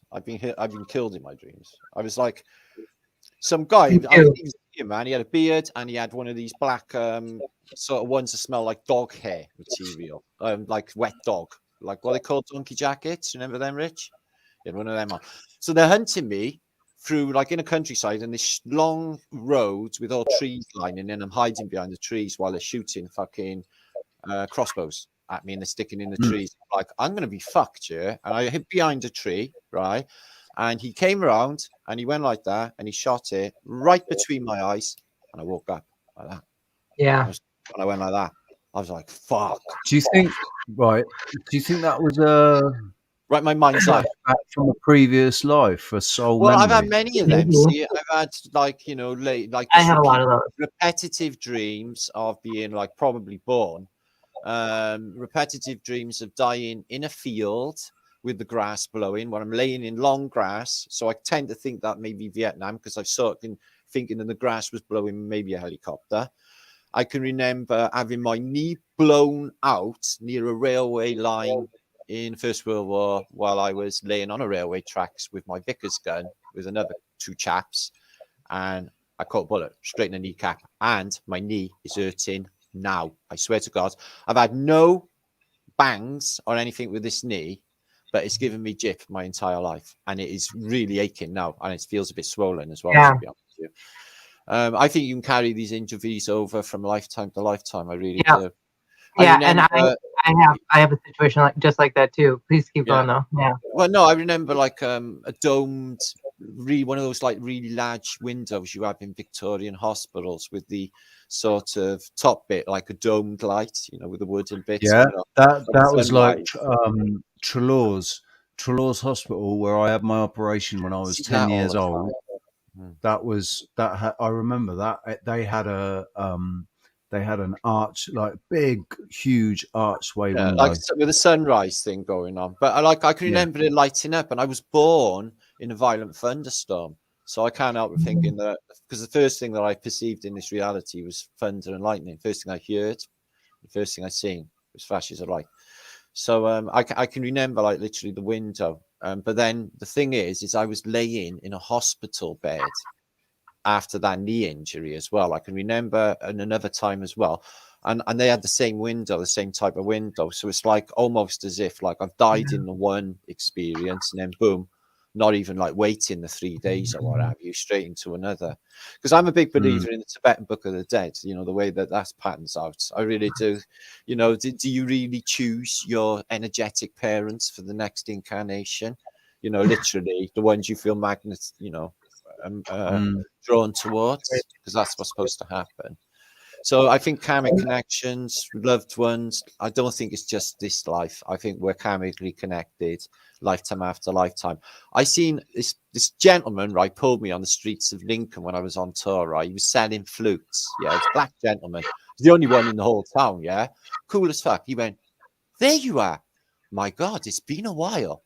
And I went up to him and he said, it's been a long while. Still doing the same thing, brother. Still doing the same thing, brother. He said, my, how many years, how many lifetimes? I said, brother, we keep meeting like this. He said, we do, don't we? And then I walked off. I bought a flute off and it's in my room. I walked off and we both vaguely remember one another. I'm from Cardiff, he's from Lincoln. I've never set eyes on him. But we'd seen one another in this journey before. Doing the same thing. Right. It's interesting you mention that, because it just makes me think of what I was telling you about earlier, Sarah, about the dream I had yesterday or whenever it was. So I've got a vague feeling that I've had more than one dream like this, but this is the only one that I remember, and I can only remember vague snippets of it. But what I do remember is Sarah was in the dream, but she was somebody else. It's like it was somebody completely different in the dream. But the soul was. But I knew who it was. It was See, I got Sarah. that. Same. I got this thing where I'm in like the 1700s or the 1600s, and I'm in a hurry to get back. And I'm on like in these tenement buildings, and there's like a wooden veranda, and there's a lady, a woman, and she's crying, and she's sat at the table. There's bare wooden floors, and she's waiting for me, and I got to come back with money or whatever it is. And it's like this great urgency, and I've seen that over and over again. And that energetic person feels like someone I know's in this life, but looks completely different. If that makes any sense. So yeah, I think it made me realize I've had a lot of that. I had it a lot more when I was younger. The dream where I would see somebody else and I was like, I knew it was that person, but it looked completely different. And I definitely think that is a past life thing. But I had one of my first awake experiences where I got a vision, and it actually was associated with Richie and I looking for instrumental music. Have you maybe like before you stopped watching movies, you saw The Last of the Mohicans? I know it's not. I haven't stopped watching movies. I watched Spider-Man last week, and I watched Glass Bottom Boat with Odysee last week. But you got me on that. Listen, it's all in there. It's all about NASA. It's all about NASA and faking space stuff. It's brilliant. Beginning to end. Yeah. I do need to. I've kind of like tuned out. I've just gotten so into the informational end of things. I'm learning this whole other side of things too, and the deep. It's a pretty deep wormhole-ish. But yeah, Daniel Day-Lewis, Last of the Mohicans. It was anyway, yes. And that music brought back a lot of old memories, because I used to listen to it actually a lot as a kid. I always really enjoyed it. And I actually had an impromptu dance session by myself. And as soon as I got into it, all of a sudden it was like this visual of several of us from the treehouse actually. And, it was very old, all wooden tavern. And I remember actually I didn't really see people's faces as much as I felt like their energy and their personality. But more or less, Richie, it was a pirate, and he was kind of a famous pirate. Henry Avery. Rich, that's where we met, mate. We was pirating. I want to be a pirate in this life. This is why I got the boat, man. I'm going to go pirating. But you've got to sanction piracy. You're allowed to do it legally, Oh, it's fucking epic. So there were pirates and privateers, and the privateers were worse than the bloody pirates. They were total shit. I'm going pirate. Yeah, joining me. Pirates were still funded by the bloody. Pirates were funded by the state and noblemen in the state, and the privateers were funded by the royalty. I know. So, but my great how many greats grandfather was Henry Avery, King of the Pirates. Well, guess what? He did that one job, landed like 400 million or the equivalent of 400 million, and retired on it and disappeared. So you telling me this is not a sink? William teaches from Cairo, where I am. Yeah, Blackbeard. It's from here. Yeah, in Cairo, in Ely, where I am. So yeah, this is a great piratey place. I'm feeling really piratey right now, you know. Yeah. I know there's piracy in my. Like I've always felt. I loved the stories. You know, I love the Pirates of the Caribbean. But before that, when I was a kid, I remember in the 80s playing my Amstrad CPC 464, playing Treasure Island on the Amstrad. I used to play this literal pirate game where we used to actually build the ships, me and my son. They were physical ships that you build, and like literally covered the floor. The game went on for weeks at a time. It's a really complicated thing. We had to reenact the Spanish Armada and stuff, you know. Only in this case, we didn't get wrecked on Western Island. I take over the world. Yeah, like, is it like way more involved? Excellent. It sounds like a mixture of Risk and Monopoly. Yeah. Yeah, because you got to build. Oh, that's awesome. I want to play that game. What? Suicide It's Monopoly? funny, isn't it? Don't play it. It's rubbish. Yeah. But it's a shame how. Settlers? Did you guys ever heard of the game Settlers? That's another really good. Settlers? Yeah. No, in Britain, they're an indigestion tablet. Yeah. Yeah. Like Bundy's in Britain, they're completely something different as well.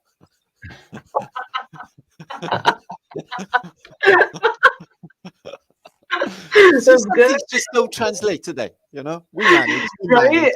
I don't speak any American at all, and I'm guessing you don't speak any Welsh. We manage. No, I can do a really bad language of love, which conquers all. That's right, man. That's what I've been saying. It does. I gotta say, it does feel a little bit like our community is the Rainbow Warrior crew from the Hopi Warrior for God. Right? I'm on his show. We're all warriors for God. We're standing up. We're speaking out. Yeah, we're speaking it out into reality. Yeah, exactly. And we speak our truth. It makes it happen. That's the way this place is. And the thing, like you said, yeah. I started praying. Somebody just said there, Squirrel Sniper, but I've been increasing my prayage. So I guess I got some sort of hold to religion somewhere along the line, because I do, you know, I can't see any negative connotation with the Lord's Prayer. It's 7 verses, like 7 chakras, 7 days of the week. So, you know, in the non-Mandala effect version, you know, it sounds all pretty positive input stuff. Forgive me my trespasses, for those who forgive me a trespass against me, you know, lead us not into temptation. Yeah, that sounds pretty fantastic. Cool. I'll deal with that. Exactly. Yeah. I resonate a lot with the Native American culture, and so mine is like doing the chants, you know, the spiritual nature. To me, it's like praying, you know. And I just say a lot of like, I appreciate you. Like I'm outside in the trees, and I will hug a tree, but I'll say I appreciate you, I love you. I have conversations with trees, Mr. and Mrs. Me too. I don't care what people think. Yeah. I'm over that. I'm way over that a now. long time ago. Yeah, them little and fluffy grass everyone now, so. They look like hedgehog, fluffy grass monsters. They're cute, aren't they? Yeah. I miss being around forests. Oh, I absolutely love. I was on Mount Tidy once, and it looked like the moon when I came to. Yeah, Mount Tidy absolutely looks like the moon, but you go to the back of Mount Tidy, and there's thick forest there, like pine I was in forest. I went from that to the deserty bit, which I guess it was quite high elevation because it was above the tree line, and it was just. It does look like the moon, man. Or Mars. Oh, man, it was just like, fuck. It was horrible, actually. Yeah.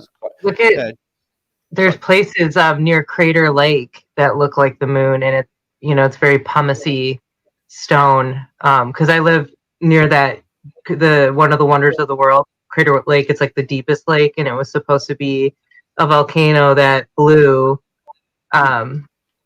Is it salt or fresh water?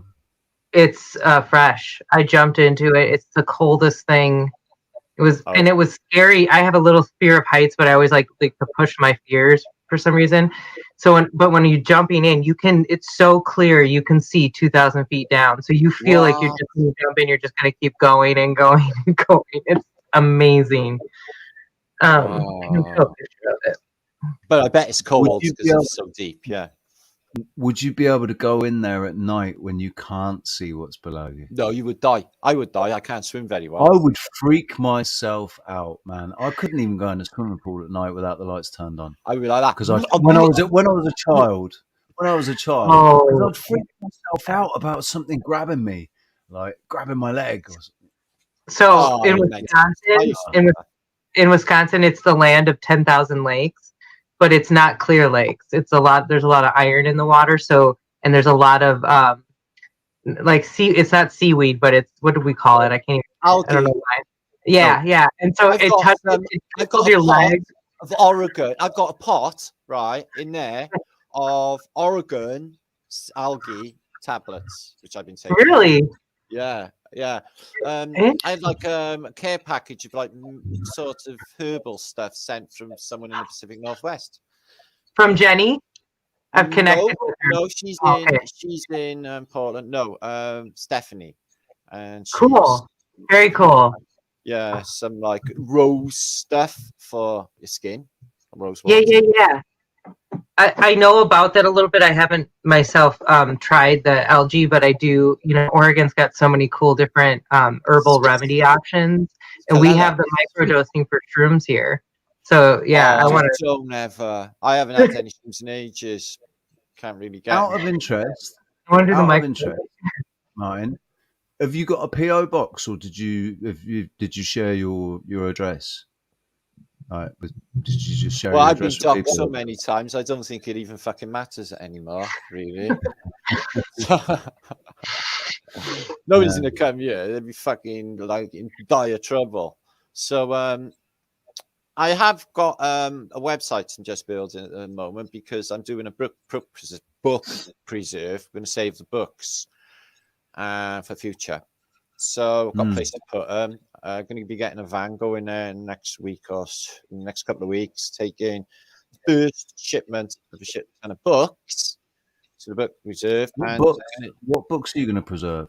That's a really interesting. Atlases, all my antique maps, antique atlases. The thing is if you was to have to go from your house in a hurry and you only knew you could take half a dozen books, which books would you take? Because it's not going to be shitty Stephen King books, I can guarantee you. Yeah. It's going to be like the juiciest books. She's going to take that.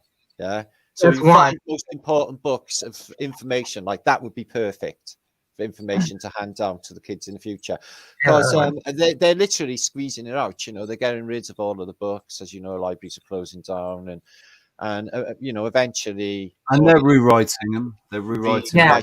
Yeah, that's like the newer stuff I buy. I'm being very careful about that, and then in the information, trying to make sure that it hasn't been skewed. Is like a time capsule, so that in the future generations can know what this time was. Even though it's bullshit, and probably the stuff are going to be, the books are probably controlled anyway. I'm kind of hoping that. I'm kind of hoping that if they do actually manage to sort of take that much control, and we do actually live in a 1984 or Brave New World type of situation, it's going to end in our lifetime.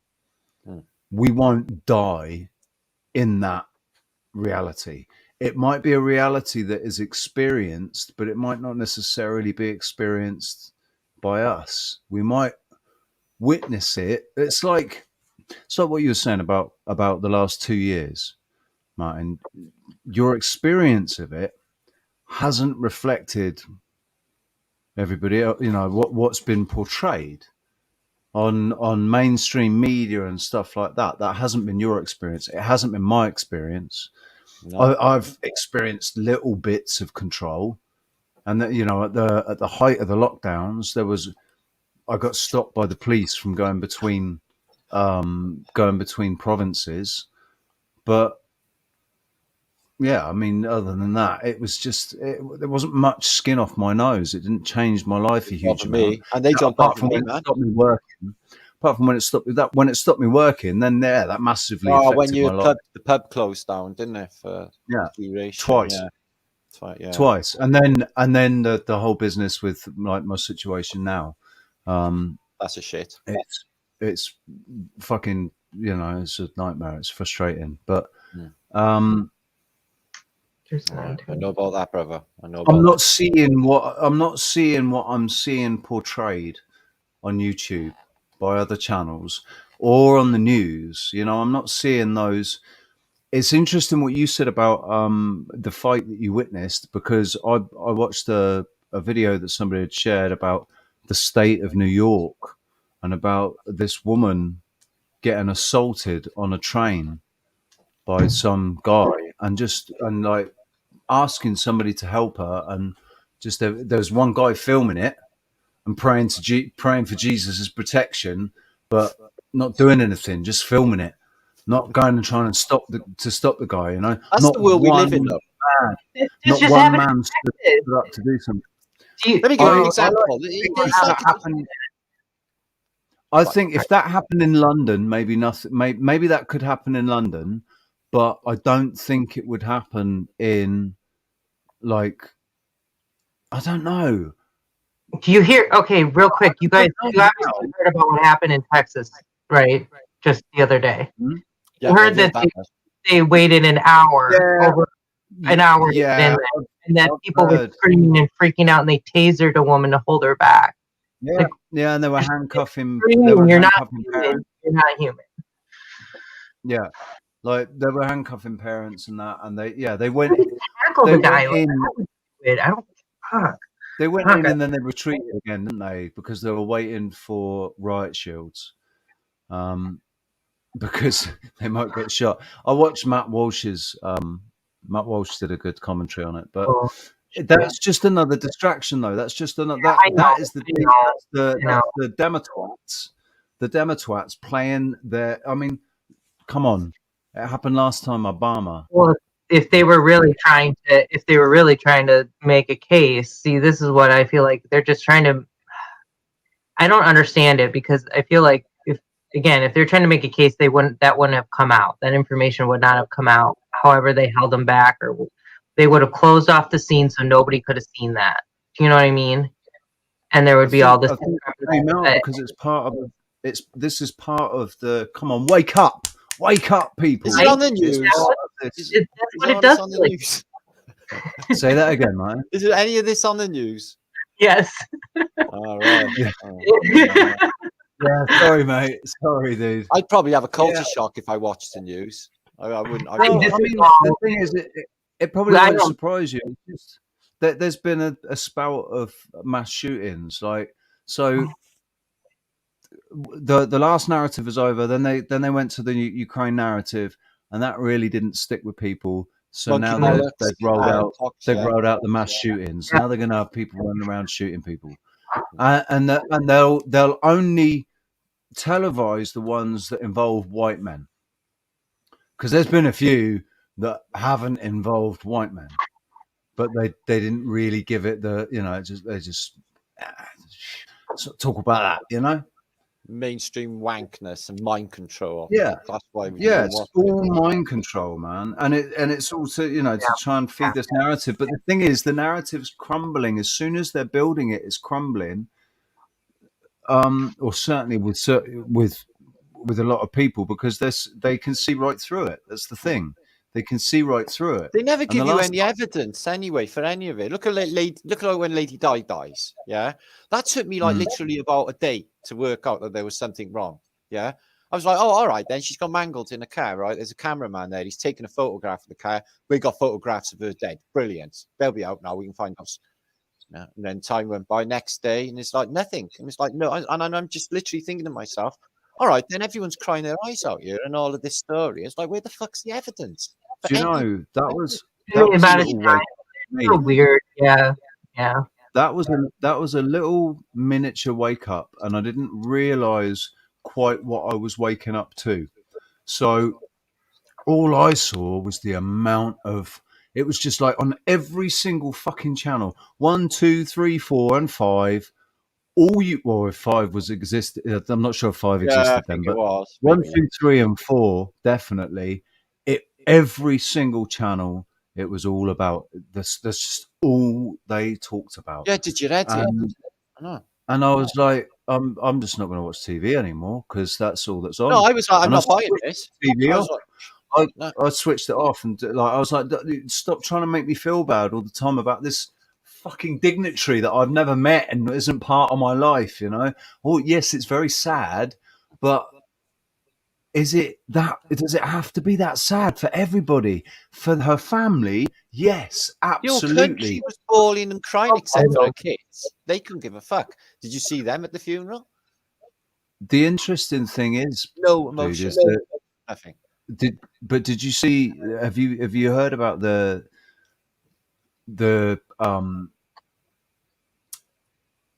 records that they took of the random number generators, all dotted around the world? All these random number generators that are just randomly generating numbers all the time.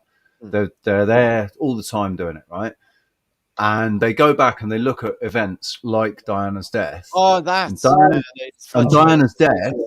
They started the numbers started synchronizing before it was announced on national TV that she died. It was almost like somehow that it had rippled through consciousness that something had happened, and all the numbers started to synchronize. And then it, and it was like they were synchronized for quite a while in a simulation. Say that again. That would happen in a simulation, and there's only one of us here anyway, so yeah, that would happen. Do you think we're living in a simulation? Well, it's only a word. Like I'm trying to, like you said, you wanted to explain your feelings. I'm good. I thought about that, but I don't think I could literally put my feelings, what I really feel about life, into actual words. No, and I feel like if I try to done that deliberately. How I feel about reality, to put it into words is difficult for me. I don't think we have got free will, because if that's the case, why have we got no control over our own bodies and its mechanisms? We literally shit ourselves. We haven't got free will in that case, because we haven't got free will. So if that's the case, then I doubt whether we're even the human experience. I doubt whether we're even moving. I think we probably exist in a higher realm somewhere, maybe pod life. And I don't think this is the actual thing itself. I think this is like a mirror version of reality. It does feel that way. Mm-hmm. I do resonate with that a lot. The only one thing that pulls me out as far as like our empowerment is coming to me taking steps to get into Reiki, which I'm really focusing on the frequency aspect of it. Cool. But that works over distance as well. Yeah. Yeah. And I am, I actually have done a little bit with Richie and Rox, trying to help them a little bit. And I'm still really new, and I do it with my animals all the time. That's how I knew and then I found out, like, oh, this actually is a real thing. Listen, I've had Reiki done on me from a distance. It works. I do it with. There's an astro. Sorry, you do it? Yes. Yeah. I've done it with Alfie and Kanito. I was doing it with Kanito when I got him with his skin. And I know that it's probably just because I cut some things out of his diet that Anna was feeding him, and I think that might really that's what it was. But I was doing that as well. I was sort of doing a healing hand thing. I was just perceiving that I was healing him, and his skin now he still itches, he still scratches and bites all the time, but his skin is all cleared up now. There's no sores on it anymore. Cool. So, yeah, it's really powerful for anxiety. And my cat, who's now since passed, but for 2 years, they told me like she had a mass around her heart and she was having issues with breathing. And they really it was, this is what you get used to with Western med, on both sides of vets and doctors. You can just going to be harsh, like there's no answer kind of thing, right? Well, I went home and I'm a rock hound before, and did a little research on the crystals. I had heard about it, and I thought I'm doing this, and I just focused on her. And it took about 30 minutes, and I got her to completely calm down, and she ended up living for 2 years after that. And with some I did some herbal, integrated in there. But with the Reiki and just the connection with Qigong, and what I've seen, like I showed on Richie's channel, though that part got pulled out, but there was a Shaolin monk, and he had been practicing. I think the majority of the History Channel didn't like that today, wankers. No, I didn't do a fair use notice enough. But it was just a really good like truth drop, like how it's mainstream, but the History Channel's full of that. We know that they reveal, they have all these people on ex-military disclosing UFO stuff. Anyway, so it was a superhuman episode, just like they've done with Wim Hof, who was the Iceman, right? And he's considered a superhuman, but they showed how he was able to with brain scans, and they took it with a guy who had no ability to feel pain, like genetically, like his brain was, right? Yeah. So they took a regular guy, and more or less the Shaolin monk, they showed how part of his training, right? And they showed old footage of him, all his years of, he was quite a bit older at this point, but to become, like I think officially a monk, he had to go through this pain where they had incense just straight burning in a grid pattern on the top of his head. And he had to go through that ceremony, right, to become. Well, it was all about how he used Qigong to push that energy into a certain way on his body, like either to bring it in or that's the thing. Right?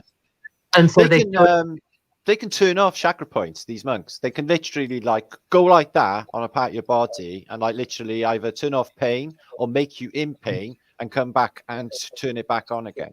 Yeah. Yes. Yes. Yeah, but they operate with more than 7 chakras. They know all 100 and they just feel chi. They feel access to it. They got chi energy. They're using chi energy. They're not even supposed to use it against people. When they got that chi. You literally make people fly the fuck across the room without actually making physical contact with them, just with chi energy. Have you heard my theory about chi, or vril, or whatever we want to call it? Let's call it chi, because it's the sort of that's how I know it, is chi, life force energy, whatever anyone wants to call it. Prana. I've done Sarah's done this as well. I don't know if you've heard of the Jovian Archives, where you can go and you put in your birth date and place, your place and date of birth, and your full name, and they give you your human design, and it's got 9 chakras, and you get like what your human design is. So my human design is I'm a split definition generator, and Sarah is a manifesting generator. It makes so much sense. 70%. So, yeah, when you listen to the guy explain it, because there's these videos that explain each person. I think there's only 4 different types of person. I think it's either 4 or 6. Creator.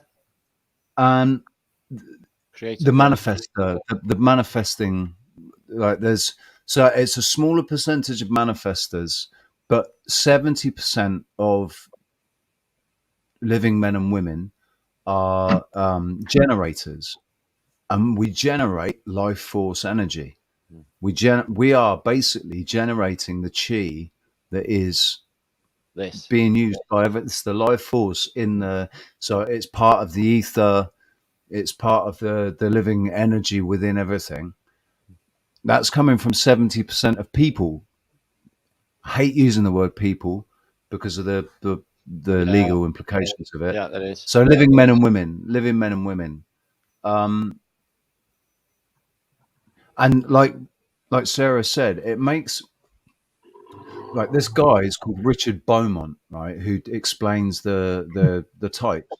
When when you know somebody, when you absolutely know that you know somebody, when you hear them talk and suddenly you go, shit, I fucking know you. This guy, Richard Beaumont, as soon as he came on and started talking, I remembered him from when I was about probably 6 or 7 years old, but I can't remember in what situation it was. I can't remember where. I know where I was. I know the life that I was living then. That was when I was in preparatory private school, and you know, on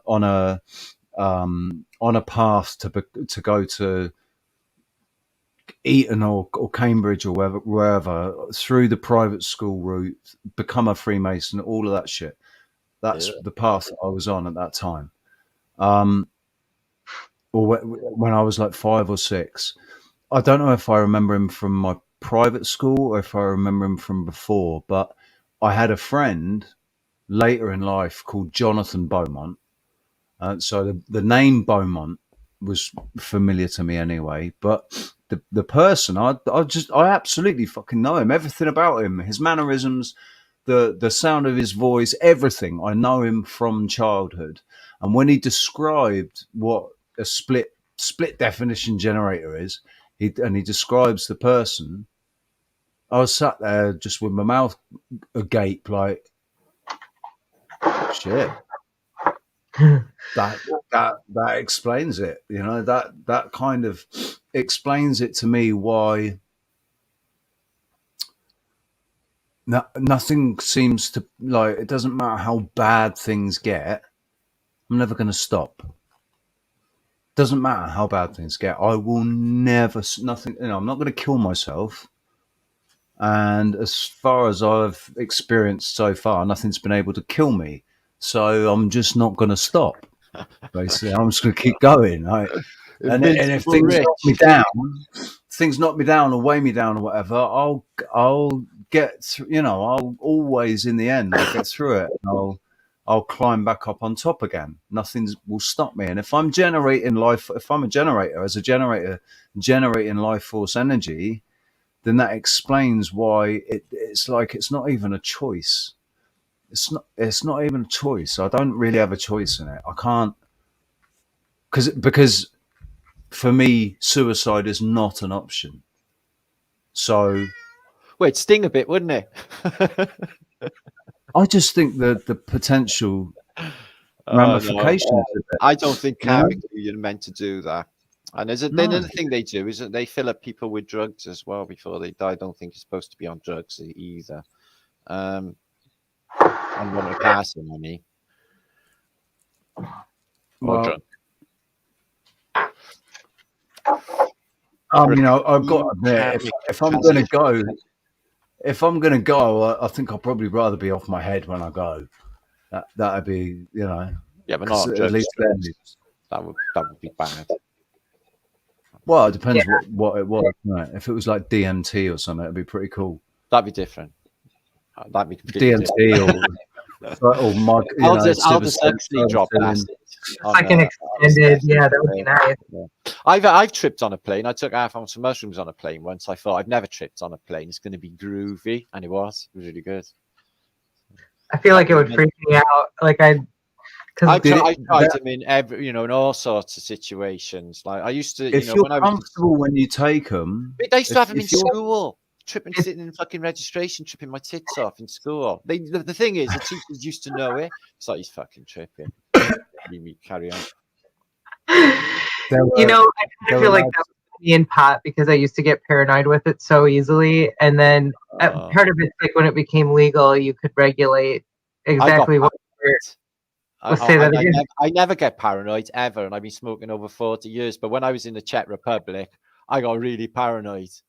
So I go to this like coffee shop, buys half a quarter. I say, give us your special stuff. I had a couple of jugs, and I do not drink. Right, I'm a lightweight. Couple of lagers, and with splits. And I just went. I was going to go and get some gifts, and I went in the shopping centre. Every single person was looking at me, and I was like, oh shit. And I wasn't just being paranoid. Everyone was like literally stopping, turning around, and looking.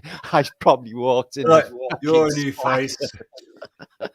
And that would make me more paranoid.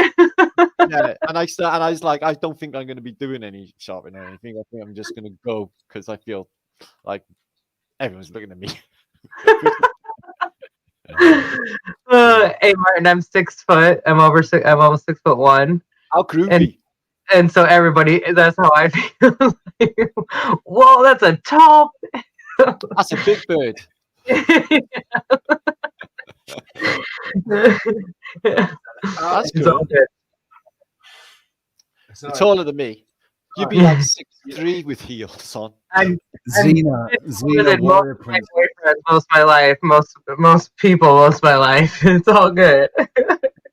Just look down on everybody. Like, I'm a total gentle giant. Anybody that knows me is like gentle giant Sarah. So yeah, that oh, fair enough. only if you start messing with my friends though, then it becomes Mama Bear Sarah. Then I'm going to take your head off.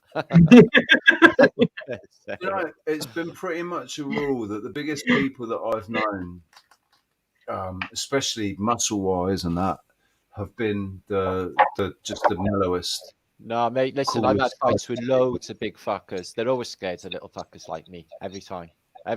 They don't. Well, they don't usually. You can move faster. Yeah, It's like You can move faster. and once they're down, they ain't getting back up either because of the fucking nature. They got so many disabilities over a lightweight. It's unbelievable. Because they're slower. You just got to not get in their way. And it's like, guys that are down the gym and pumping the bums and your chest, and then they can't actually touch their own chins. Their movement is restricted so much by their own body mass. That's their willy's gone up, and it's in you now. And like, no, literally, they can't breathe. I can't tell you actually how many patients, because they get too muscular around their airway and it collapses on it. I know, I've seen it. I know, I've mates like it. I got mates on the steroids. Yeah, they walk like they got a nappy on, or they poo themselves or something, and then they got this, and they can't. And I hear they sit in the chair and they're like, breathing. Yeah, that takes my head. Like, I don't want to hear you breathing. Fuck off. Hold your breath. I know exactly. It's like that creepy breathing. Yeah, I don't want to even talk about it. I know we all breathe, but not loud. Yeah, I'm a quiet mouth breather. Creepy breathing. It's mouthy breathing. Worse is creepy snoring. Creepy snoring is worse. When they're awake and they're snoring, and it's like,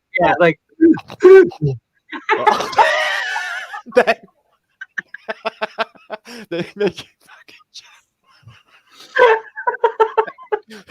That's creepy. That's creepy. That like just like that. Exactly. That's what I was trying to think. I couldn't have done that. Not like that. So you've witnessed that one too many times. I can dream laugh, have an hysterical laughing freak the fuck up people out. Just laugh hysterical, or I can cry as well in my sleep, like proper breaking my heart, like that in my sleep. And really, yeah, I can. Yeah, and sleepwalking. When I was younger, I used to sleepwalk all the time. I literally used to go downstairs to the kitchen, peel potatoes, and use the chip fat fryer to cook them asleep.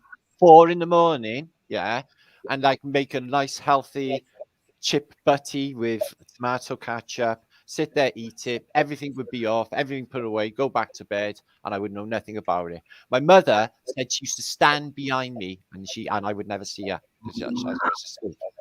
Yeah, that's actually sleepwalking. It when you're younger isn't not that detailed, and the fact that you lucid dream is my indicator of why you did that as a kid. It kind of, but like that's very specific. That's like somebody who takes Ambien does that kind of thing. Usually doesn't take a lot of drugs all the time though when I was young. Oh, wait, that's a good point. So you had taken like acid, and by this point, record breaker. That's probably part of it. That's probably part of it. Because when you actually see your brain waves, I've seen, on drugs versus like delta sleep, and it mimics each other to some extent. I was microdosing like in school, and then I was in my teens. I didn't tell a soul because nobody would understand. I knew that if I just had a couple of shrooms, only a pinch, and I was going out nightclubbing, I didn't even need to drink, and I would have a fantastic night. Yeah. Well aware of everything, sensory better. Sorry? Were you picking them? Yeah, same field every year. near to where the school where I went is. They were just like they're still there every year. Really? All my mates used to go out doing that when, like, in our teens. They always used to go out doing that, picking We all did. in the morning. We all had Picking big bags of mushrooms on us. All of us. And or I we have the every first kind of mushrooms.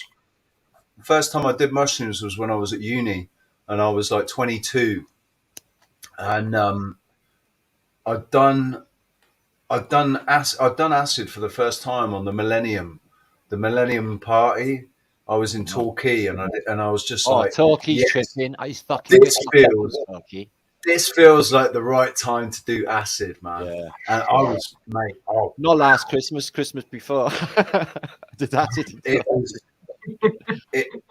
That was epic, man. That was absolutely epic. I had a really good trip that way. But I experienced some really weird stuff, man. But my girlfriend at the time, her brother had chewed the inside of his face out. Like chewed, it sat there all night like this. I know a whiz will make you fucking chew your fucking cheek out. Yeah. This was ecstasy. He'd been taking ecstasy that made him done. Fucking family and it, same thing. Man, his face was all swollen out here. I was like, what the fuck happened to you? He went, look at this. And it's just this gaping hole in his, like the inside of his. Worst fucking drug related injuries than that. I wouldn't even want to repeat on this show. They were that nasty, honestly. Yeah. Really? Yeah. Drugs are good. Just don't run out. Remember, it's an agonizing death. There's your advert for drugs. Drugs are good. They're a tool. I see them as a tool. Like you can misuse them, and you can reap the rewards of misusing them, because misusing them does it, like depending on what it is that you're using. And depending on whether you're getting it from the earth or whether you're getting it from a pharmacy. I think if you're getting it from a pharmacy, it's not good for you. If it's a manufactured thing, but if it's something like cybersilin or marijuana, or I think it's different people though, Rich, because I've had some mates go right fucking funny tripping, go really weird. I had a mate in Glastonbury, Torry, he fell asleep in front of the main stage in the sun, tripping. Yeah, just went straight to steam. When he woke up, he was completely mentally ill. Took him maybe 10 years to get better. I mean, nobody could understand a word he was saying. He was fucked. And I've seen loads of mates go really strange on shrooms. I've had some mates go really fucking strange. I think if they use psilocybin for, and they've used psychedelics for the treatment of, paranoid schizophrenia and mental illnesses. There's some YouTubes out there where they've given them LSD or something, and they become completely normal. When it's good for depression. Well, it realigns, there's nothing after. It's like you've had a vacuum cleaner in the mind, all the shit's gone, or everything's been rewired, and then you feel like you're rock hard. Your phone's to come out because you survived it. You feel fucking brilliant. And, So, and this, I think it's a frequency thing. I think these plants give off, and that's why I think that. It is. Yeah. I've seen it. Yeah. I've seen that frequency. I've never had a bad on mushrooms. I've never had a bad trip. I've never had a massive hallucination on mushrooms. Like I've never done a hero dose. I've never done a heroic dose like that's led to ego death or anything like that. But I have with LSD like gone to completely left my body and gone to a different realm, totally different realm. That was interesting, man. That's part of it.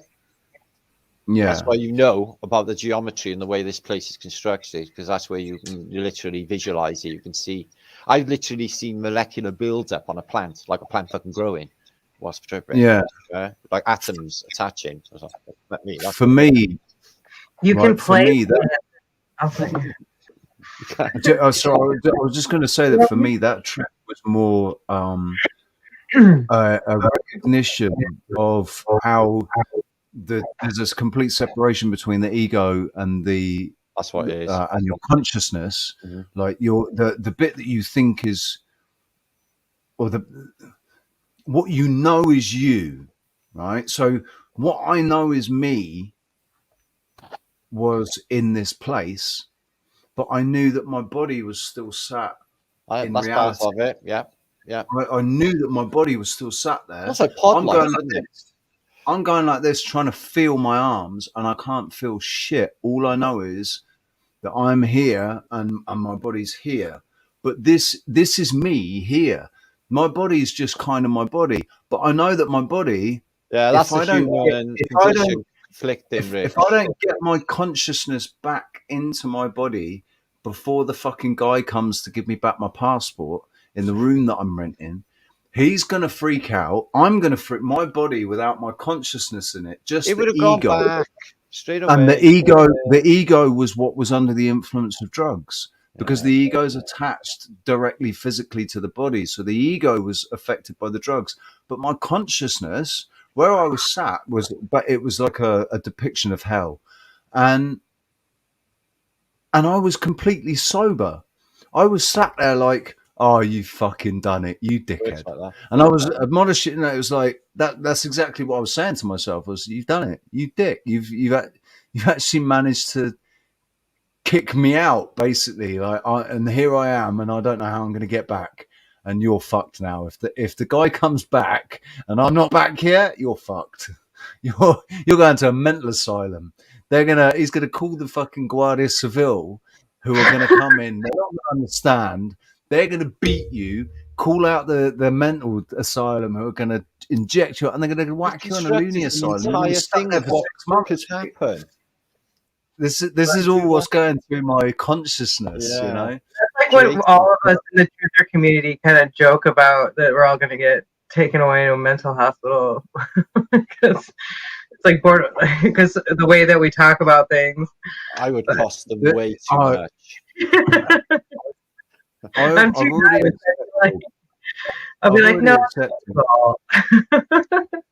If I were to be in a situation again, like if I were to be in a situation again, like I was, unfortunately, in 2002, like when I went to prison and I got, so there was a pre-sentence report done, and I went and got a psychiatric and a psychological report done, and like a personality test and all this stuff, right? If that were to happen now, and I were to answer truthfully, the only way that I can, this action. This is hilarious. You think about it. Right. He thinks the earth is flat. No, Irene. The light. I'll see it in the next one, because they'd lock me up, man. They would. They'd say, I know exactly what they'd say as well. I don't think so. I think that we got a good court case. I think if we went to court with the flat earth as a case, I think they would be fucked, because there's way too many anomalies for them to discredit any of it. And or I if feel anything, alternative history too. Disproving, just to show out that they can't probably prove back to us what they're actually trying to tell us. This is why they would never be able to do it. But that just goes to show that they won't be able to ever take that action either, because they would be fucked. They can't. This is like I like literally turn everything that I'm doing, like with these things that I do, like into like literal, like a court case. What would swing in a court of law? What would I be able to bring forward as evidence? Would this wash? This is a bit, and I lack of measurable. flimsy. You know, we were discussing this earlier. Me and Sarah were discussing this earlier. Direct evidence is the juice. That's what is needed. You know, empirical evidence, all good and well, but you get that juice, direct evidence, and that's it. I think it was Sleeping Warrior brought up. It was a couple of years ago, but he brought up the fact that there's no what did he call it?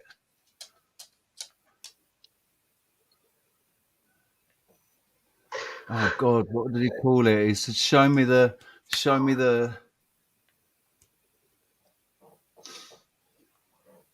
He was talking about the variable that you can, the independent variable, which is supposed to be practiced in science. Yeah, I know, and they don't practice it at all. Yeah, I know. Exactly. There's no independent variable that you can. Yeah, they don't practice science. Exactly. Yeah, exactly. I say that the only argument that anybody needs to disprove the current model, the only argument anybody needs is the lack of measurable curvature. What we observe does not match the model that they portray to us, because if we saw what they were portraying, then there's things we wouldn't see, because they've set the parameters. They've said it's 25,000 miles in circumference, approximately, and there's no wiggle room really. There's no. Oh, it might be 50,000 miles. That's it. It's approximately 25,000 miles in circumference, and so it sets that law of curvature, and that they're depicting everywhere that it's a sphere. So the law of curvature, and I don't see why anybody needs any other argument other than the law of curvature, because it's simple. If the Earth was a globe, 25,000 miles in circumference with a radius of 4,000 miles or whatever it is, then there would be a dip. There would be this curvature where things are falling away on the fucking curve, and the line of sight, you won't be able to see it anymore because it will be below the curvature. And that distance isn't very far, because they said that because the diameter isn't very, or the circumference, sorry, isn't very big. It's only 25,000 miles. If they'd said it was 250,000 miles, that would have changed the whole law of curvature. And yeah, maybe I'd be able to see El Hierro and La Palma just as I can see them. Maybe there wouldn't be that much curvature over a distance of 125 kilometers. I'm jumping from miles to kilometers, but that's the way I've measured out areas in kilometers. But it's pretty simple, we don't need any of the other fucking arguments, because it doesn't work. Listen, so 25 or 24,000 miles at the equator. Okay, although our radius has never been measured, so they're just going on the assumption that it is, basing it all on that, so everything else falls through, is void, it's all bullshit. Radius can't be measured because we've got no idea. Like we've never dug deeper than 7.5 miles, have we? So if it's only 24,000 miles to the equator, do you know how many square miles there are on ball Earth? No, I've not actually looked at that. Well, there's 500 million square miles, including the water, of their ball Earth. How do you extrapolate 500 million square miles down to 24,000 miles to the equator? The simple answer is, do the math. You can't. It's bullshit. You come up with something around 70,000 miles, which is closer to what Cook's extrapolation was for when he went around the ice circle. He clocked up around 65,000. Yeah, when he saw the ice wall. Do the math yourself. It doesn't work at all. We can't extrapolate that down to 24,000 miles of the made up. They haven't measured Earth's radius. Yeah. It's all fucking and bullshit. This is what I mean. Yeah. So everything is null and void at the very beginning, isn't it? Just through that alone. And no independent variables practiced in the scientific method, which is supposed to be practiced. Also falls through. So ends off right there. No globe. Exactly. It's because they've got so much riding on it. That's why, because they've got so much riding on it with NASA, like they've managed to shape everybody's perception. Not in indigenous populations. It's only in the Western thinking world. Yeah, and people in other cultures, they couldn't give a flying fuck. People in the Indian world, the people who study the Hindu world, the Vedas, they've known about all of this shit fucking since time immemorial with the man. True Islamists. True Islamists flat Earth model as well, don't they? Thailand, exactly the same, and it's all Judaism, cultures are flat Earth. Judaism, exactly. The only one that is the globe is Western philosophy, and only recent times. The Catholic, Jesuit-run Western philosophy, and recent times, as in the last 100 years. It's only been in the last 100 years. They've been pushing it like fuck in the last 100 years. All right, 500 years ago was Copernicus, wasn't it? But his model wasn't released until after he died. He didn't want to actually fucking publish it. See, They published I it thought after about he that died. today. I thought about, like, you know, they have back to the Greeks. That's their evidence, isn't it? So I'm like, okay, so the Greeks are not the Greeks, they're the Stoics, and that's a colloquial term for anyone in the Eastern Mediterranean. But they won't even bring that up, and they're supposed to have existed in the fucking late Bronze Age, 6,000 fucking years ago. They know nothing about them. Homo democracy, all right, they'll throw that up. To me, this is anyone who gets an education like the one you mentioned, public school earlier, gets a classical education. I don't get a classical education, the contemporary system. They teach you this. Now, how do you know that all of this wasn't wrote up by, say, somebody in Cambridge University, a young savant, only 100 years ago? We haven't got any evidence of Socrates, Plato, Aristotle, and all of these made up bullshit names. And what if they existed? What evidence? They were just fucking figments. There's no evidence, physical evidence of any of these fuckers ever existing. Yeah, we got to hark back to their science. 2 sticks in the fucking sand. Yeah, it's just. It I drives me was nuts. talking about Plato earlier. Christopher Columbus the same implant to tell you that the new world we just discovered, when in fact it's the old world and it was there already. You know. And what happened at the same time? The printing press. The printing press. Which one? It was the first big story that came out on the printing press was Christopher Columbus. Right, I don't know.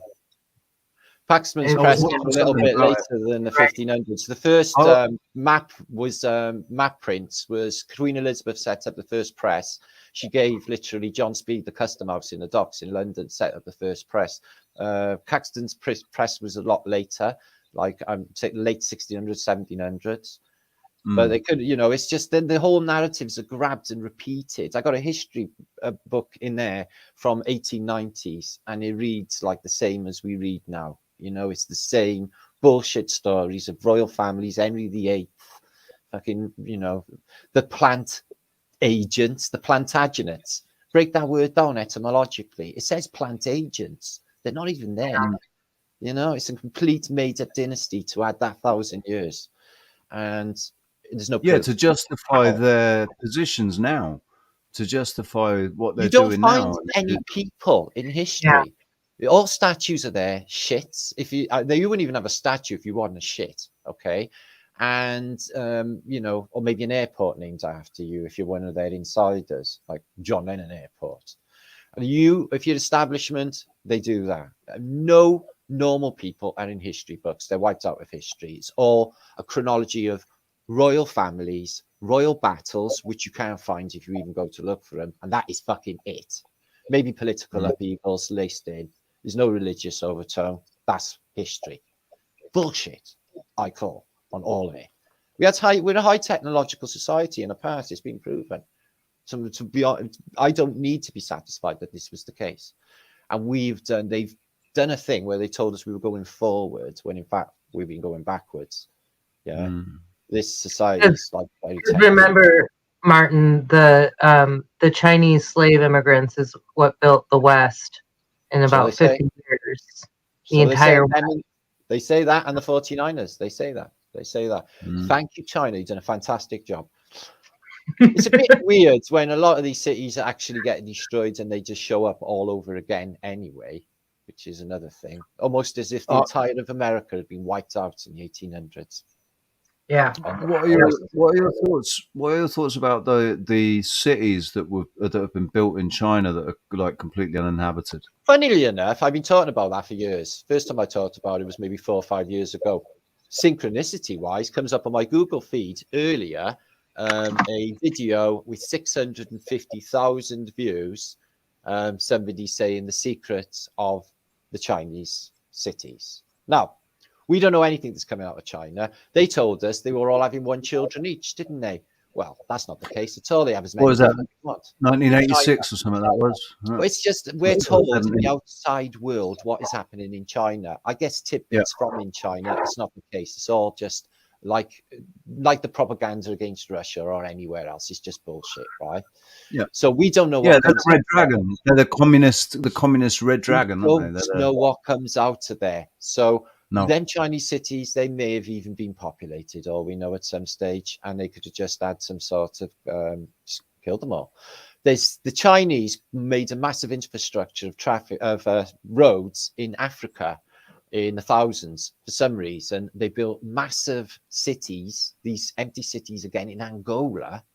So you could propose that in a future reset that these are going to be populated maybe by them, because they're really in remote places, these cities, especially in Angola, and these big networks of road. Check it out, going right the way across Africa, built by the Chinese to get to these places in Angola. And the Chinese cities could have been reset or for a future reset. They say it was like the investment fell out and they just left them. I just don't believe it.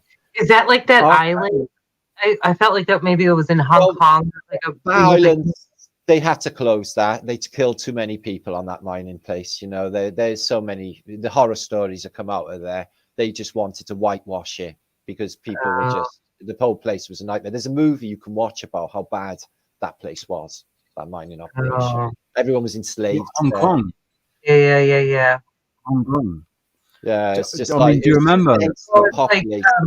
There's validity though to like Walmart, right? When they were having their factory work there, and those people had to live in those apartments, or they had to pay to not live outside of those complexes. Yeah, you can see Kowloon now, Walled City. That still goes on now, doesn't it? I heard something about that recently. So right. What you say, Martin, you're absolutely right. All we've heard is the propaganda that they've allowed us to hear. Well, we don't know anything really, do we? And it's the same for all of the news. The thing is, the news they tell you on the American news will be repeated in Britain and Australia and every Western country, because they're all given the same script daily. So they all repeat the same. We know that, don't we? The real story, they don't actually tell to the people of what really is going on. It's all political intrigue and bullshit. The real story is always usually some humans paying the price. There's usually some humanitarian crisis somewhere or other that goes through that. The thing is, right, they told everybody how they do it exactly with Game of Thrones. And it's all it's no secret, the Hegelian dialectic and the way that this stage show is run, and then there's the end of the stage set. You know, William Shakespeare's plays tell you exactly how this place is run, and at the end of it, they never tell it the way it actually happened either. They don't. Everything that happens is orchestrated, but what the written history that gets put down isn't. Who's that? This is about a massacre. This is about a massacre that the U.S. was responsible for that never made the news ever. It's really effed up. It's super effed up. But if any of you, this is just showing how, and like thousands, hundreds of thousands of people were killed in Moscow. And how many times has that happened though? That's the thing. It's like, yep. That's what I mean. Sorry. But get a little really excited. But then going back to what we were saying, but going back to where we were sort of earlier on in the conversation, where we said maybe that's all just part of the background story. You know, like that. It's nothing here has actually happened the way that we're told it is. It's all, they're all just these background stories that are setting the scene for now. It's all bullshit stories, isn't it? If you took no notice of it, if you lived out in the woods and you opened your window every day and the birds were tweeting, you could conduct a nice, long, happy life, no fuck all about it, and none of it would affect you. That's my cousin Karen. That it's all just a construct. My cousin Karen does that, right? And she's been affected by the recent things. You know, she lost her job because she did the first, and the reaction to it was so bad. She said, "No, you can piss off. I'm not taking the second one. That's all right. You sack me, do what you want. I don't give a. I'm not taking the second one." And but she lives on a small holding in a forest, in the middle of a forest, and it's a working forest as well. So, like they're actually managing the forest, and like Bob, her husband Bob he's a builder, but he does the logging, and you know he logs from the forest. And that when I left my ex-wife, when I found her in bed with another man, and I left her, And called my cousin up and said, "Can you come and get me because I can't be here anymore?" And she came and picked me up and took me back to their small holding, and I lived there for 6 months. And just 6 months there gave me it put me completely back together. Going back to the country, like not that I actually signed up to Facebook at the same time, but I was getting out and I was working in her. She's got these great big long tunnels that have got like plastic over them, and she grows all herbs and vegetables and all kinds of stuff in there. Yeah, And it's so they're easy to build. fucking great big, huge, long. I don't know, about 60 feet long or something. Nice. But they needed Another when I moved in, like I moved in the winter, and then in the spring they needed digging to be replanted, and they were completely overgrown. So it was like my every day I was out there just That's digging, what I would weeding, do. digging, I love weeding. gardening. Yeah. I love gardening, mate. If you I saw love that, getting physical. I love hard labor, getting physical. Like same here. I'm a my grafter. I was favorite job was grafting. Yeah, same. It's always been. Although I Other do than feel like physical limitations, the things that I could do when I was younger that I couldn't do now. Like, I was labourer for years, stonemason for years. I couldn't be humping concrete blocks up and down a ladder all day at my age. I know that for a fact. Well, I mean, I'm not getting that old, but I couldn't do that either. your joints probably give out before your muscles do. Though joints really hard. probably give out Really. do, wouldn't they? And if you're in a certain position for too long, you're going to end up straining yourself because you're contorting yourself a certain position. I did one year. I had a callus on my shoulder from carrying the brick hot when I was about 17, something like that, and it got infected. And it was all summer with I had suntan as well, and it just looked like a massive burn on my shoulder. It took like a year. That was probably hog carrying was probably my favourite job. Outside of singing, hog carrying and labouring by the railway as well. But hog carrying, working with the brickies, mix it. We didn't mix the muck. We'd get it shipped in from a thing in a bucket. Look at and you. We'd have to shovel it out. But we'd shovel it out into. We'd have premix shoveled out into. Barrows. You could still. They banned hods. They'd actually banned hods. You weren't allowed to carry hods. And concrete and cement bags are half the size they used to be from my youth. Yeah, you have to carry. And you weren't meant to carry. Like I was carrying, I think it was 13 bricks. A dozen. 13 with the one on the shoulder, and then all the rest stacked up.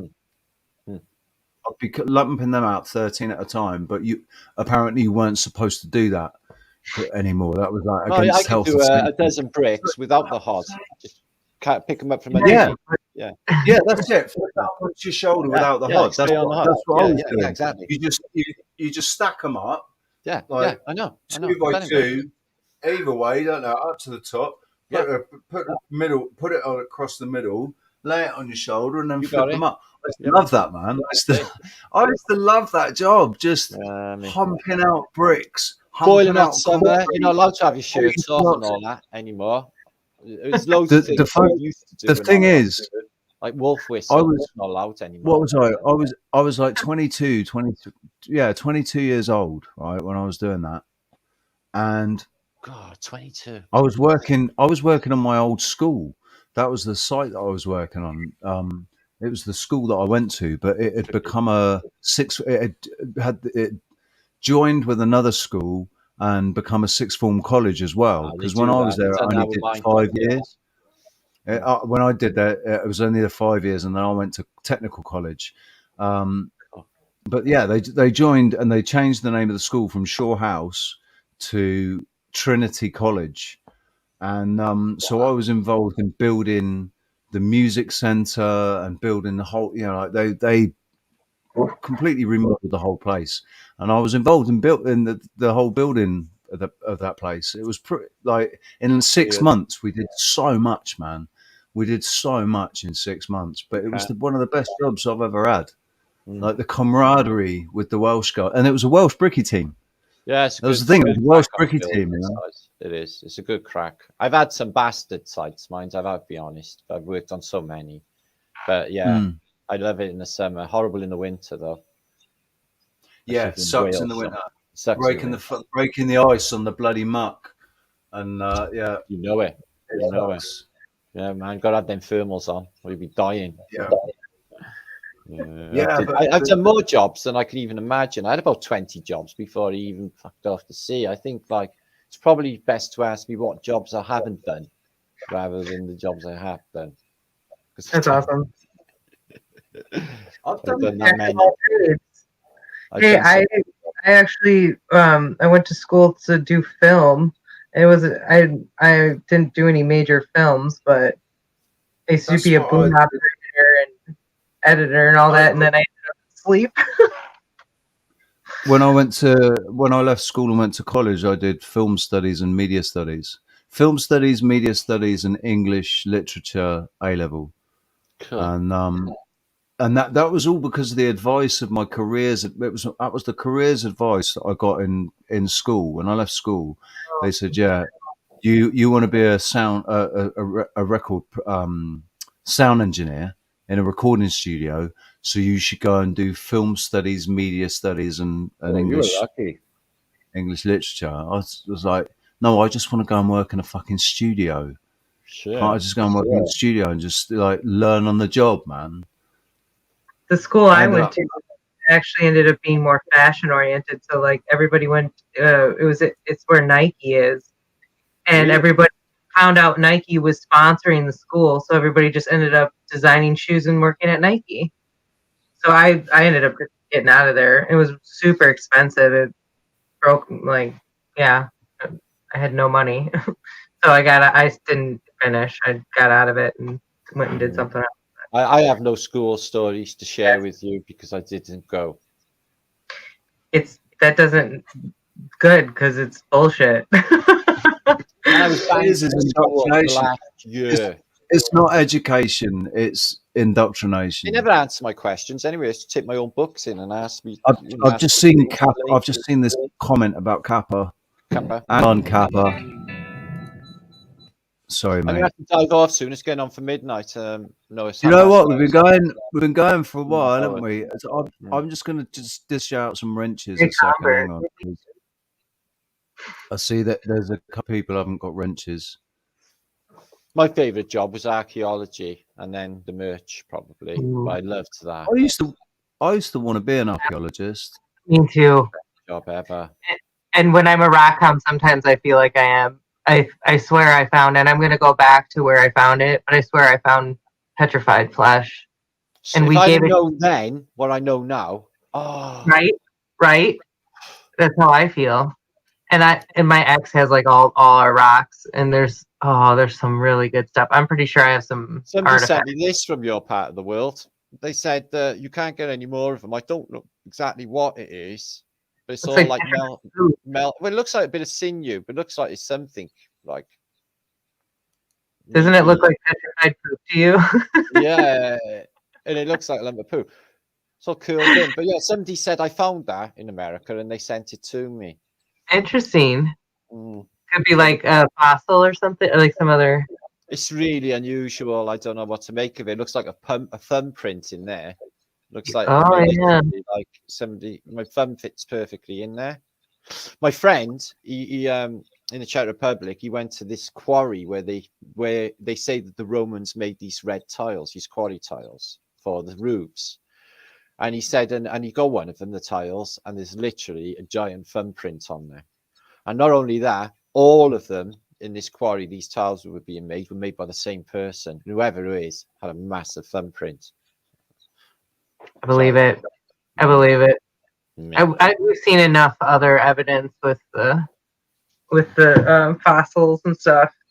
I don't have any. I have an arrowhead, which I shouldn't really. I got arrowhead somewhere. I was in the room. And I got one too. Yeah. Oregon does have a lot of fossils, and they have the what are those ones that are all different colors? I can't think of the name of them right now, and it's a C. Pyrite? Oh no. We do have pyrite mixture. That's that big gold, right? What is it called? It's I'm going to butcher it. Pyrite there, look. That's fool's gold. See that? Yes. Are we doing rock show again? Because Yeah, I got another one. I got load. I've always got loads of rocks around me. Oh, hang on.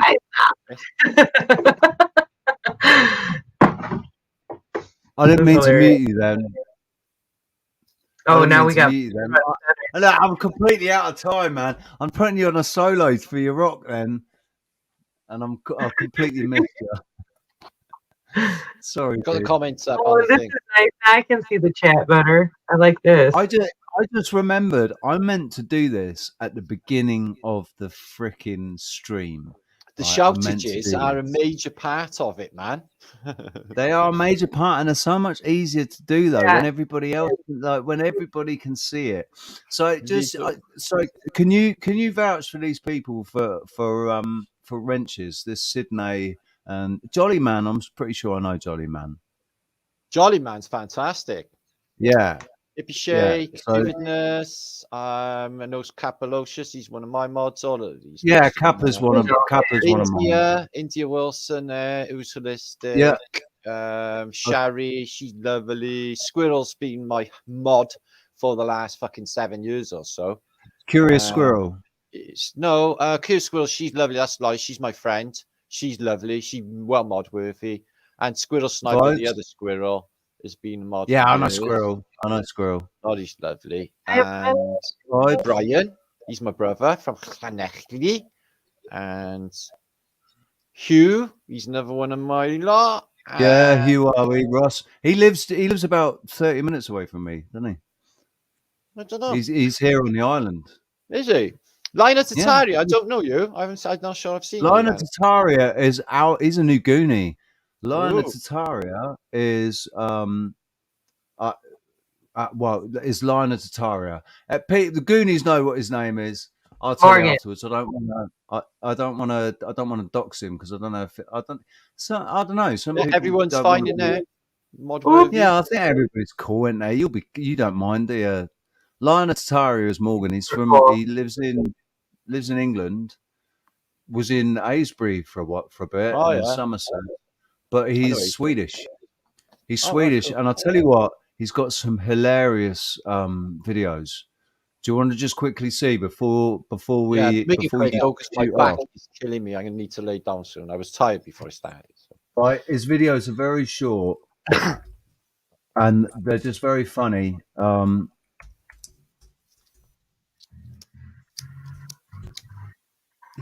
on.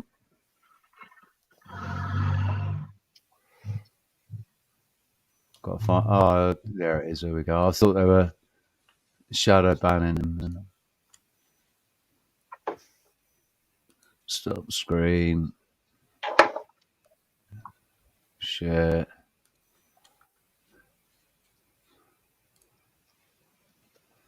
There we go. So, I'll play this one.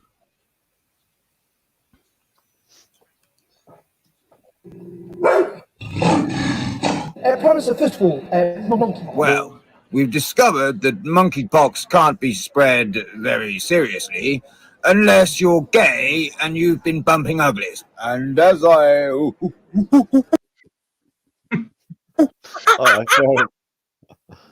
So science has spoken, and that is exactly what the science said.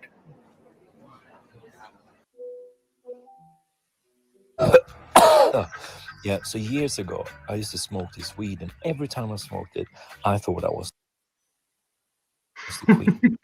I was the queen. I thought I was even thinking like the queen. And the craziest thing is, the next day, I used to smell like an old lady. Ugh.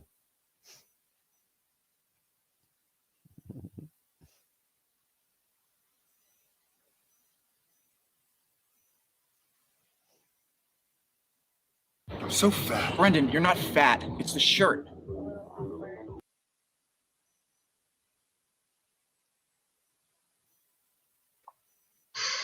The commercial cracks me.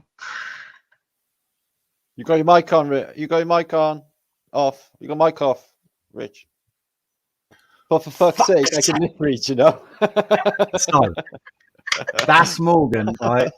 And his funny. He does really short funny videos like that. But Mentalist. he posted a Dolores Cannon video, which actually basically it's Dolores Cannon saying what we're saying or what we're skirting around, which is like, don't get lost in the fucking illusion of what's going, what's been portrayed to us. Don't get lost in it. Don't get emotionally invested in it.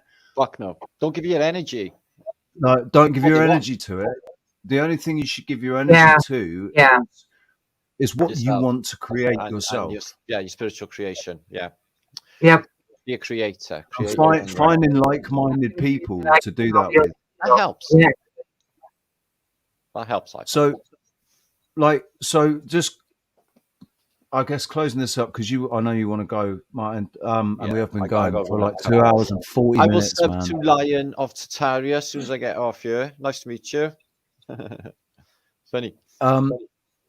Yeah. So I mean, what we seem to be managing to do, and what I'm seeing across the communities, is like there's all these different communities. People have got lots of subs and that. There's the communities are bleeding across a lot. Like you've got Archaic has just come into onto my radar, and I've been watching Archaic stuff, and it's been resonating. What he's been saying has really been resonating. And he's talking about 2040. There's something that's going to happen in 2040. Let's do that. Yeah, they do that. If they give you a date, but mind you, when that passes, then they're fucked for content. I've seen it. People call dates. There was a YouTuber not so long ago was going on with the plasma thing, and he actually gave a date. Brian. I do know, but I'm just not going to. Brian something 33. Brian something 33, wasn't it, or something? It was Brian Lambert. Brian Lambert 33. That was talking about that. My favorite is when he put it all behind a paywall with a really expensive subscription, raked in all the money, and then the date came and went. Yeah, I know. Yeah. Yeah. But I called him out after about a month. I called him out for I didn't call him out, but I was just like, yeah, you're full of shit, mate. His ego was just through the roof, man. That guy's ego was through the roof. He was like, I know everything. I know everything. I've seen them all come and go, mate. I just knows how this YouTube business works, and they knows how they tries to grab the narrative as well, and I know how they try to check and control. Like opposition, they try to control the opposition, don't they? This is the whole fucking thing with it. If it's free and sanctioned, it's not a fucking welcome thing. Yeah. As soon as they see something starting to as soon as they see the tires hit the rubber hit the road kind of thing with a subject, they'll get in front of it. Brother, I've seen these channels. Same with Flat Earth, same with the Tataria. These channels, they just shit out of nowhere, and they just repeat, and it's the same. Yeah. Flat Earth. I've seen it all before, brother. And it happens with the horoscope stuff too. YouTube will push them and so because they want them to be having the narrative. This is how when you try to take control of how it works. Yeah. But I can't tell people what I think is good and what I think is bad. I gotta let people make their own minds up. For me, I can see clearly because I'm in it. Yeah. So I know how this shit works. And I can just sniff a fucking rat a mile away, brother. Yeah. So you know how it works. I'm from the streets. I fucking know. I can see it in their vibration. I can see it in their eyes. I just know. Yeah. So, I haven't seen enough. If you can see their eyes. Stuff. I haven't seen enough of his stuff to call. Oh, I'm not saying that. I know nothing of him. I know nothing. I'm not saying that. I'm just saying that in a lot of cases, there's a lot of people out there. I'm not going to mention any fucking names because I wouldn't. But I'm just saying that a lot of people try and grab the narrative. Yeah, and go their weird way with it, you know. The algorithm with that too, yeah. The algorithm helps them along with it so that they have their version of events, and the algorithm will help them, So it's all part of it, And I'll trigger all the right. In contrast, I'm shadow banned. I can't switch to my Martin Leidtke channel. I can't switch to any channels on my computer. I can't get on Facebook. I can't get on Twitter. I've lost the ability to share everywhere. I can't even get on my channel outside of this device. I can't upload a video. So that's, you know, where truth gets me. I can't even fucking reach people. Closing me down, strangling me out of YouTube, strangling me out of sharing, copyright strikes. I'm on one still. So that's what they do. The copyright strikes, right? They're weird now. But they're not strikes, though. No, not They're anymore. just- No, used to wake up, fucking everything gone. It happened to me, didn't it? I lost 30,000 Yeah. subscribers. I had to start from fucking zero. Just work back up Mm. this channel. It's taken me a couple of years to get back to where this is. And I just started over, but like it was just like that gone. Broke my heart like you had. All my life's work basically. I got it back now. So over 1,000 videos, that channel, my Celtic Tatarian channel. But yeah, I didn't like that. 2,200 videos I had on that. Oh, fuck's on mine. sake. Heartbreaking, isn't it? It's like 4.5 years work. 4.5 years work. It still all exists videos. there, or maybe on Wayback Machine you could get it all back and download it because it's all on there, isn't it? You know, set the date. I've got 600 videos on Odysee, but they're the most recent, the 600 most recent videos. Yeah, I gotta keep, you know, because I got people who download my videos for me. I got a hard drive here with like all my previous content up until a certain time, but nothing for the last year or so. So I need to get on with it in case. But I got I got 4 channels in case this one gets taken out. I got another one to fall back on, and then another one to fall back on. That's how I managed to stay alive so long on YouTube. 4 channels. That channel, Martin Leidtke's. That's my littlest channel. That's my backup channel for my Celtic Tatarian channel. And I've got the Flat Earth British Think Tank channel as well, which is also right. I got a fair few. I didn't know if the Flat Earth British Think Tank was you, or if it was just somebody that was. No, it's just because I know you've got a really big. You got a big following, man. I got loads of subs on all of them. I mean, this has been the most successful live stream that I've done. I think 50. I got a whip. I thought around 50 people. Wrangle them in. It's not quite been like your usual Saturday night. Sorry, flatter day. Fucking 650 people. I can get 1,000. My record's like 1,500 in my chat, but like I enjoy a Saturday night. I like doing a bit of comedy. Yeah, so I can get away with it. And the chat room, man, it's the chat room's always a nice place. And I'm really I'm chuffed because it's exactly the same atmosphere in the chat room because it's the same people. It's going to be the same atmosphere, isn't it? Yeah, there's a little party, man. So there's a little party atmosphere when it goes there. They're all like, yoo-hoo! So they're like the streamers everywhere. I mean, can you imagine if we were able to organize an event where just everybody that was a regular contributor in the chat rooms, I did that on YouTube and everything, you know, all got into that. I've done it. I've done a convention, didn't I? You was in it. Yeah, I know, but I was in it, but I wasn't there. Like, I mean, what I mean is, so what I'm saying is, I guess what I'm saying is, imagine if we could do one that I could actually fucking be part of. And then I could, you know, imagine if we could do it over here. You could get everybody to come to Tenerife. Because right at the moment, I don't want to go anywhere because, you know, I need to stay here for a bit until things are sorted out. The astral projection. I like Tenerife. I liked Santa Cruz. I'd like to go there. Santa Cruz is like depressing compared to down south, like because but then it's just the atmosphere. It's because everybody's so much more serious up there. In Santa Cruz, everybody's working. I was there during the carnival. It's a normal life in Santa Cruz. So it was basically just all like million people on the street. It was fucking mad. I was there. Oh, the carnival. Yeah, in February. It was fucking crazy.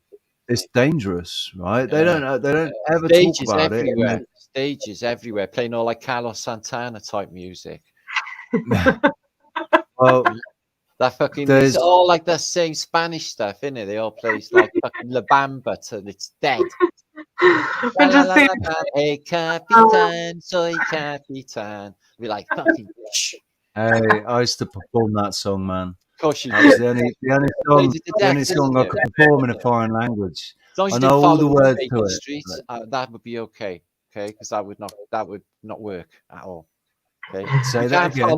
You can't follow like you can't have La Bamba and then follow it with say Baker Street because that would be an insult. No, La Bamba would always you could medley La Bamba with Twist and Shout. I like sure everybody hurts has me. It was a perfect medley.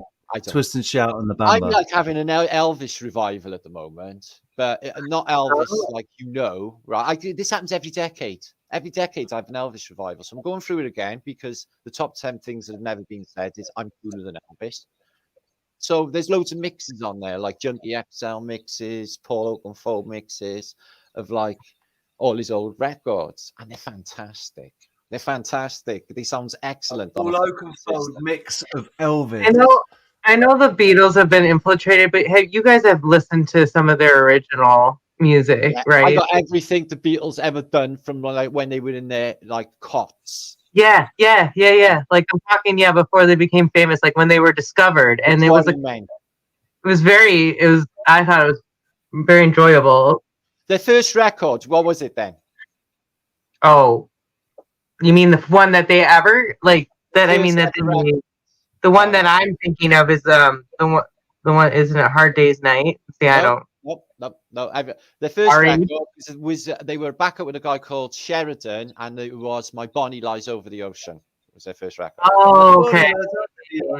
My body lies over the sea. My body lies over the ocean. Oh, bring back my Bonnie to me. I used to sing that at sea. That was one of our sea shanties. I sang that a lot as a kid. Yeah. I remember a slightly dirtier version of it. I do too. I'm not going to say it on here. Don't even do that.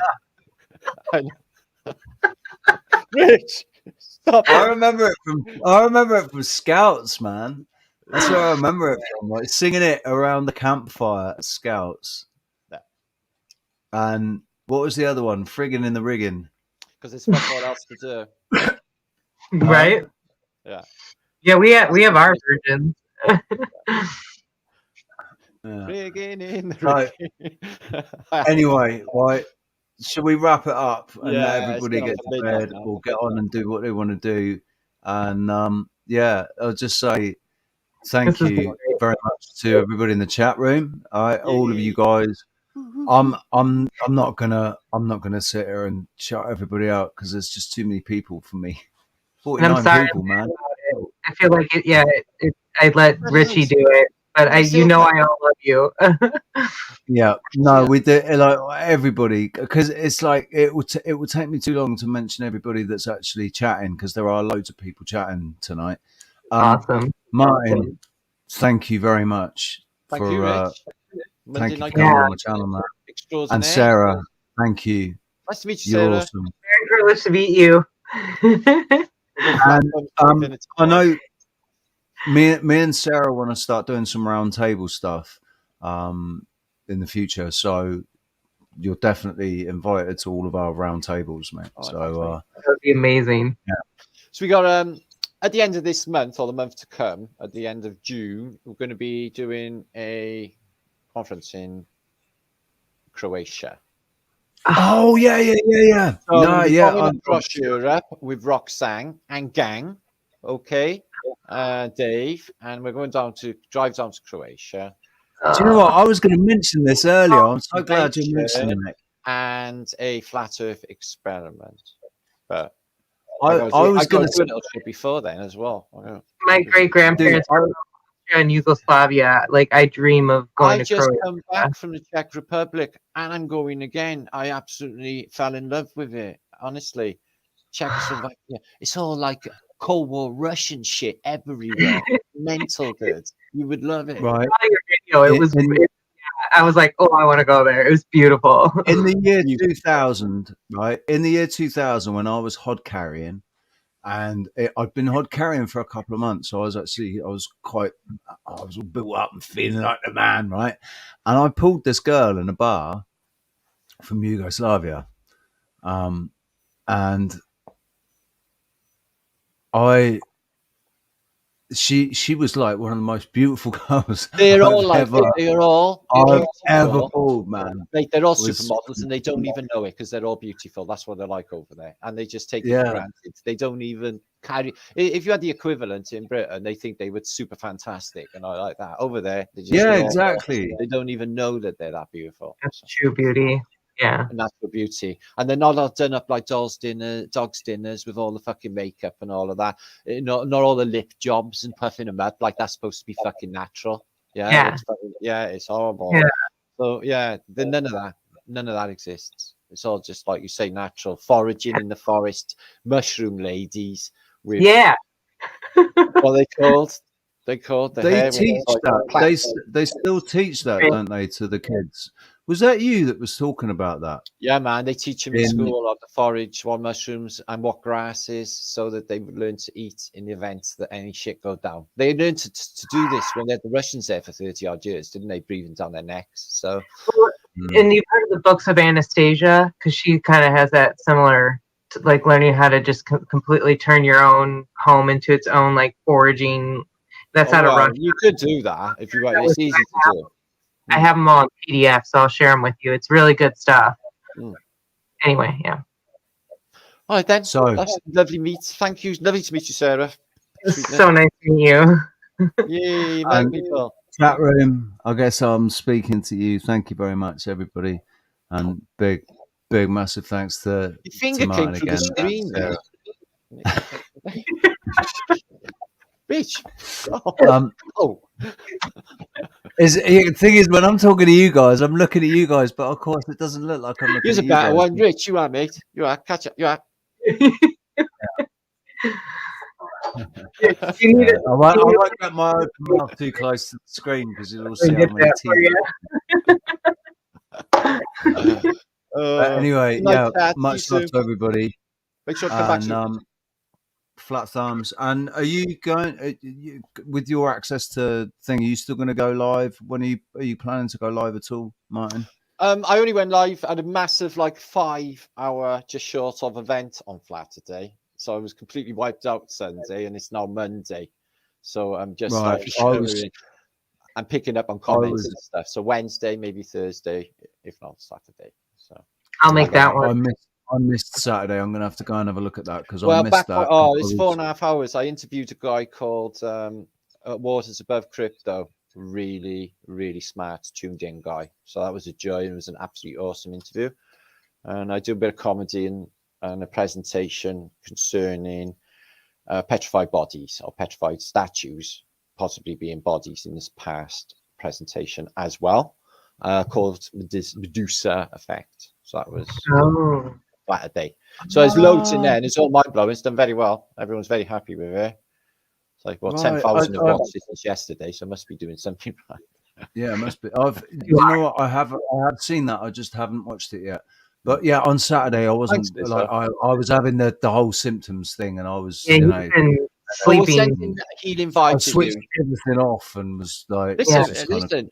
It's weird how all illness drops away in either trauma or there's a hot bird on the way. All illness and everything just falls away. It's state of mind. You're going to be just snapping your fingers, and all of that is going to disappear. Honestly, you're going to be on a high. You're going to be feeling good, and that's going to all happen within the next 24 hours, right? Just tell yourself that, mate. It's as simple as that. Yep. Yeah. And reprogram your Brian. Yeah. Do it. That's what I've been doing with my back. It's been really bothering me lately. I'm like, I'm going to do these stretches. I'm going to do this, and it's going to be back to normal. And it's I'm too fantastic and I'm too fucking hard to be having any wanky illnesses, is what I tell myself. That's beautiful. Yeah. It's like, that's for pussies. I'm like that. I saw it as being linked to the. I saw it as being linked to the lunar eclipse and being some sort of. Just my body was. Well, you just said it. You just created all of that, and that's probably what it is now. Just exactly that for you, because you just made it. So I'm guilty of it too. Yeah. I do too. But I try and, like, as I said, it's like, we have to catch it. I'm turning it now into, like, I want to do something like, give humanity something very special is what I'm working on now. Yeah. For everybody. That's my next plan. That's what I want. Like, Sorry, I didn't mean to. Well, I wanted an What are you indelible mark on history, like so never to be forgotten and stuff. But I got like 2 books out there now and a couple of thousand videos and so many people, so I haven't really got to think about that anymore. So I thought, well, I'll do something less me, and I'll give like for everyone else, and I'm going to give everyone a gift. Is what I wants to do. Something very, very special for everybody. Special. Mm. You bring us together, Mark. Make everyone smile. Make everyone love again. And not worry. And not fear. Or any of it. It'll all fall apart for them. Dude, that's kind of what I want to do with the Magic Treehouse. I want to create a real. But no, yeah, I've created it in the ethereal sense, right? But I want to actually create it in the physical sense. I want to build like a little treehouse village with a healing animal center. sanctuary. Don't let it stop you. A healing center, and have that's absolutely what I want to do. I want to do it here, somewhere here, like. Because it's just so beautiful and the weather's so perfect all the way all year round. It's beautiful. But then I don't know, maybe going through different seasons is kind of cool as well. But I'm just not built for cold weather, man. We'll have 2. We'll have one up in the mountains here in the snow, and we'll have one in Tenerife, so we can have both. And we'll teleport back and forth. We got this. I live with squirrels. Okay, man. I'm going to live on a boat and eat crabs and watch the bombs drop on the UK. I can't wait, actually. It's going to be fantastic. I'll join you. Armageddon. Man, it's going to open another... opens up a whole new discussion, but could you really think that they're going to drop bombs on the UK? Coming here. Everyone in the Czech Republic is on guard. They're taking this very, very seriously. And I just want to say this, right? Now, I'm not making this bit up. Right, this is an actual fact. The 70 years ago, they laid waste to Europe. Right, that's how far they go with this dialectic. Okay, fuck tons of people got killed. So that's the lengths they would go to. They only did it 70 years ago, guys. 1945. And my mother was alive when bombs were dropping on Cardiff. It was that recent that they wiped out Germany and fuck tons of this place. And even before that, lots of Spain was wiped out in the Spanish Civil War. And it's just ongoing of this. So we're not immune to that sort of thing. I'm just saying. Everyone who thinks they are. Everyone's quiet at the moment, lost in Johnny Depp fucking world and Amber Heard worlds, right? Mate. Right, so smoke and mirrors. You know that's pre-recorded. Well, that's pre-recorded. You know that wasn't live. I don't know. It's just, I know it's what it is. It's a distraction for the fucking stupid people. I've taken screenshots. Yeah, proving it wasn't live. Hang on, he's a fucking actor. Yeah, and she's a bad actress. And she's a bad actress. And so she put on the worst performance ever. It's all set up. Obvious. This is a movie. Yeah. The new type of movie. Friend is Manson. Yeah. It's like, yeah. But I'm just saying, it's like that's what people are thinking about while they're up to dirty shit in the background. They're trying to fucking scramble. Now it's on top for them because it really is on top. If it was a game of chess, it was checkmate fucking years ago. That's why all the shit came down with Corona. Now they're thinking of their fucking new one. The war. I know what it's saying on the internet. Everyone's telling me and all of that. But I'm just going with what my mate said, that there's fucking trouble. And there's definitely Russians. My father was Estonian, right? My father had to leave his country, okay? He got machine gunned in his back, yeah, when he left. And, well, but actually, that was when he deserted from the German army because he was 3 years. He had to join the German army, okay, because basically the Germans took over Estonia before the Russians got there. And they were happy to be German. And then they fought the Russians in Finland. My father was there 3 years in the trenches, fighting the Russian onslaught. And they do not stop coming. And there's millions and millions and millions. And now China are joining the UN. And they're on about bringing fuckloads of Chinese to that UN line, the one that's causing all the fucking rifts and trouble along Poland, Germany, all the way down to the coast. Don't you think that, I think there's a plausible shift that could happen where it's going to come here. That U.S. is not, like, we're not going to sway the way from this. There's all that weird stuff with the Navy and like their future projections of the population, and they show a huge shift out of the U.S. So either we're going to get bombed and we're going to migrate or whatever. But I'm not worried about it. I'm not worried. I'm here for a I'm reason. not worried. I'm just saying my friend didn't expect to have bombs dropping on the city that he lived in. And I'm just saying that it's not out of the bombs. If I was to wake up on a Sunday and there was fucking like minks, I wouldn't even give a fuck. And I would not be surprised. I'm just saying to the extent that them psychopaths will go to, and they will do anything, even if it was our own people. I don't even know in World War II if half the bombs were dropped, were even from fucking Germany. They're probably all our lot, because all of this stuff's done at night. None of it makes any sense. Look at Cologne. They want the entire city, the cathedral stays there. What a convenient mix. And wasn't Hiroshima bomb? Wasn't that the picture of it like layered, like three of the same shot layered to give the dramatic effect? It's a non-entity. It wasn't what they says. It can't be. What about nuclear fucking half-life? You're not supposed to be able to go there for 70,000 years. There's a massive Exactly. This whole idea of nuclear bombs, nuclear bombs. I mean, nuclear weapons exist. They use depleted uranium for. No. Hang on. Uranium might be used for like fascist technologies to boil water, because all of these are just water boiling plants. Look into the implosion techniques. First of all, you have to say the quantum mechanics is a definite thing when there's no empirical evidence that any of this exists, because they're saying that they implode it into another dimension and then it explodes exponentially, making E equals mc squared, the equation for Einstein to make all of relativity fucking work. This is a science fix to make EMC squared an actuality, and has nothing to do with fucking bombs, because the implosion technique would depend on quantum mechanics, which can't be proved. Depleted uranium shells are real. Yeah, they are. Have a look at a uranium rod on Google, and it shows you what is identical to a fascist. And they are boiling water off of radiation. I'm not saying things don't radiate heat. I'm not. I've got a Geiger counter there in that grey box. That's my Geiger counter. Okay, I do readings in Cardiff. If you go up onto Radmore site, I do the readings for Cardiff. It runs 24/7. Okay. So I know about radiation. Yeah, things radiate and they boil water. These are hydroelectric turbines from boiled water from steam is what's happening with them. And what's happening with this Hinkley Sea, just across the water from me, is the biggest building site on Earth at the moment. You can see it from everywhere in the south. From, if you're in Somerset, you can just see it everywhere. I can see it from Glastonbury Tor. It was that big, this building site. And they're supposed to be building a third power station. And as far as I'm concerned, there's another technology, just like the aircraft fuel hoax sort of thing going on, where they're just flying. I'm uranium. The things do. I've got uranium samples in there sent to Australia for it. And I get a really high reading off, and they're not dangerous. They're not dangerous at all. Okay. Well, there's that scientist that took a bite of uranium, didn't he? And well, you're on a that guy.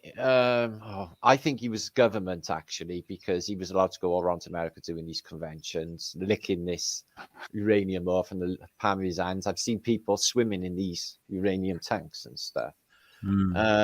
Galen, his name was Galen, Dr. Galen, and so I doubted him, because anything mainstream that's pushed, it's like coast to coast mentality.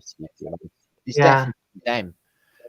Any of these things that are going on the internet that grabs a fuck ton of people, the stinks of anything that they talk about on maybe the History Channel. I know there's clues, but any mainstream stuff is them grabbing David Childress, whatever his fucking name is. He's a good example. And David Childress. Yeah, that's and Andrew it. Collins as well.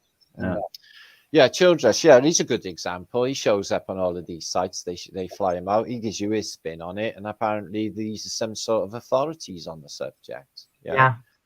So they got like Hawis, right? He's supposed to be like he complains about me, don't like me, apparently, and he's got this big bunch of keys for all of these sites on Gaza Plateau, and so he got like the choice of who goes into these sites and what have you. It's just I'm not buying that.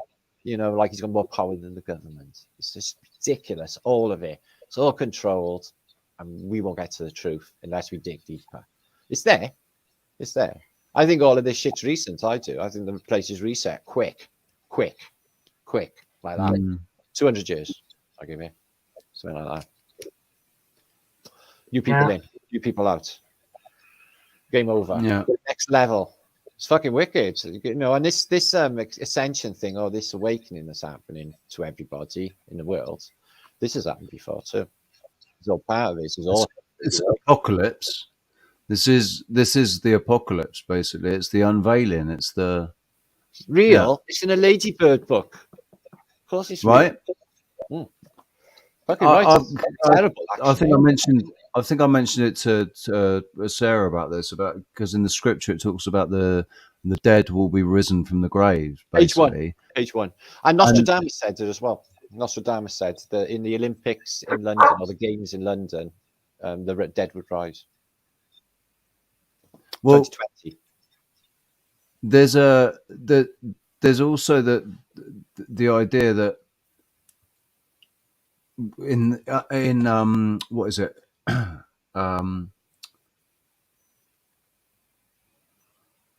Maritime law, we're all lost at sea with dead souls, right?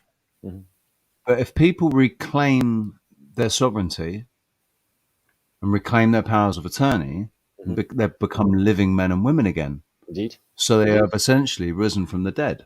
Indeed. No more necrophilia. But if everyone's dead, I'm just saying. That's what Luminous used to say. He was big on Black's Law. Yeah. He was hitting everyone up way before everyone else. When the Strawman was just coming out, and he was just way ahead. I had him on my channel. I did. Did you ever hear him? Posy Luminous. Ever heard of him? Oh, he's gone off YouTube. No. Fucking hell, he was a legend.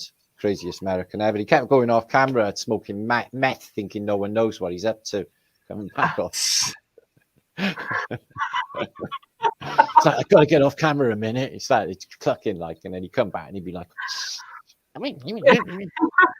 but he was really fucking clever, and he was well on the Black's law and the maritime law. He was hitting everyone up with, the true what they say we are, monsters, etc. Anyway, I gotta get going. I'm running out of life. Yeah, man. We gotta go. It's 3 hours and 11 minutes. This is what happens. We have doing massive long vlogs lately.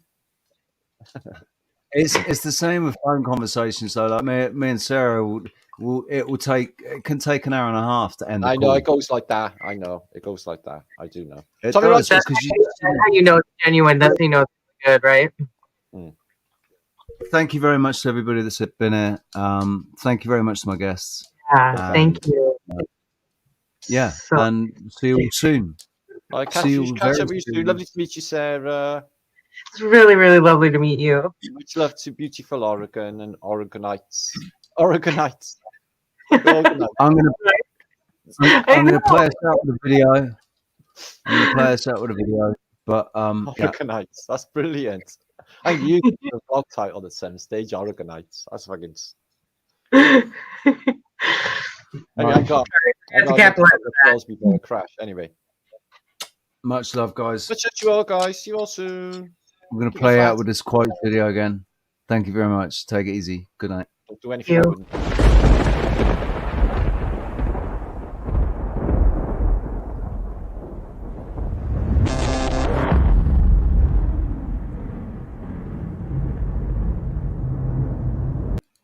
It's not playing. It's not fucking playing. Play!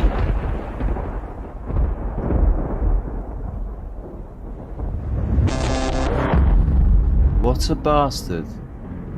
Why isn't it playing my video?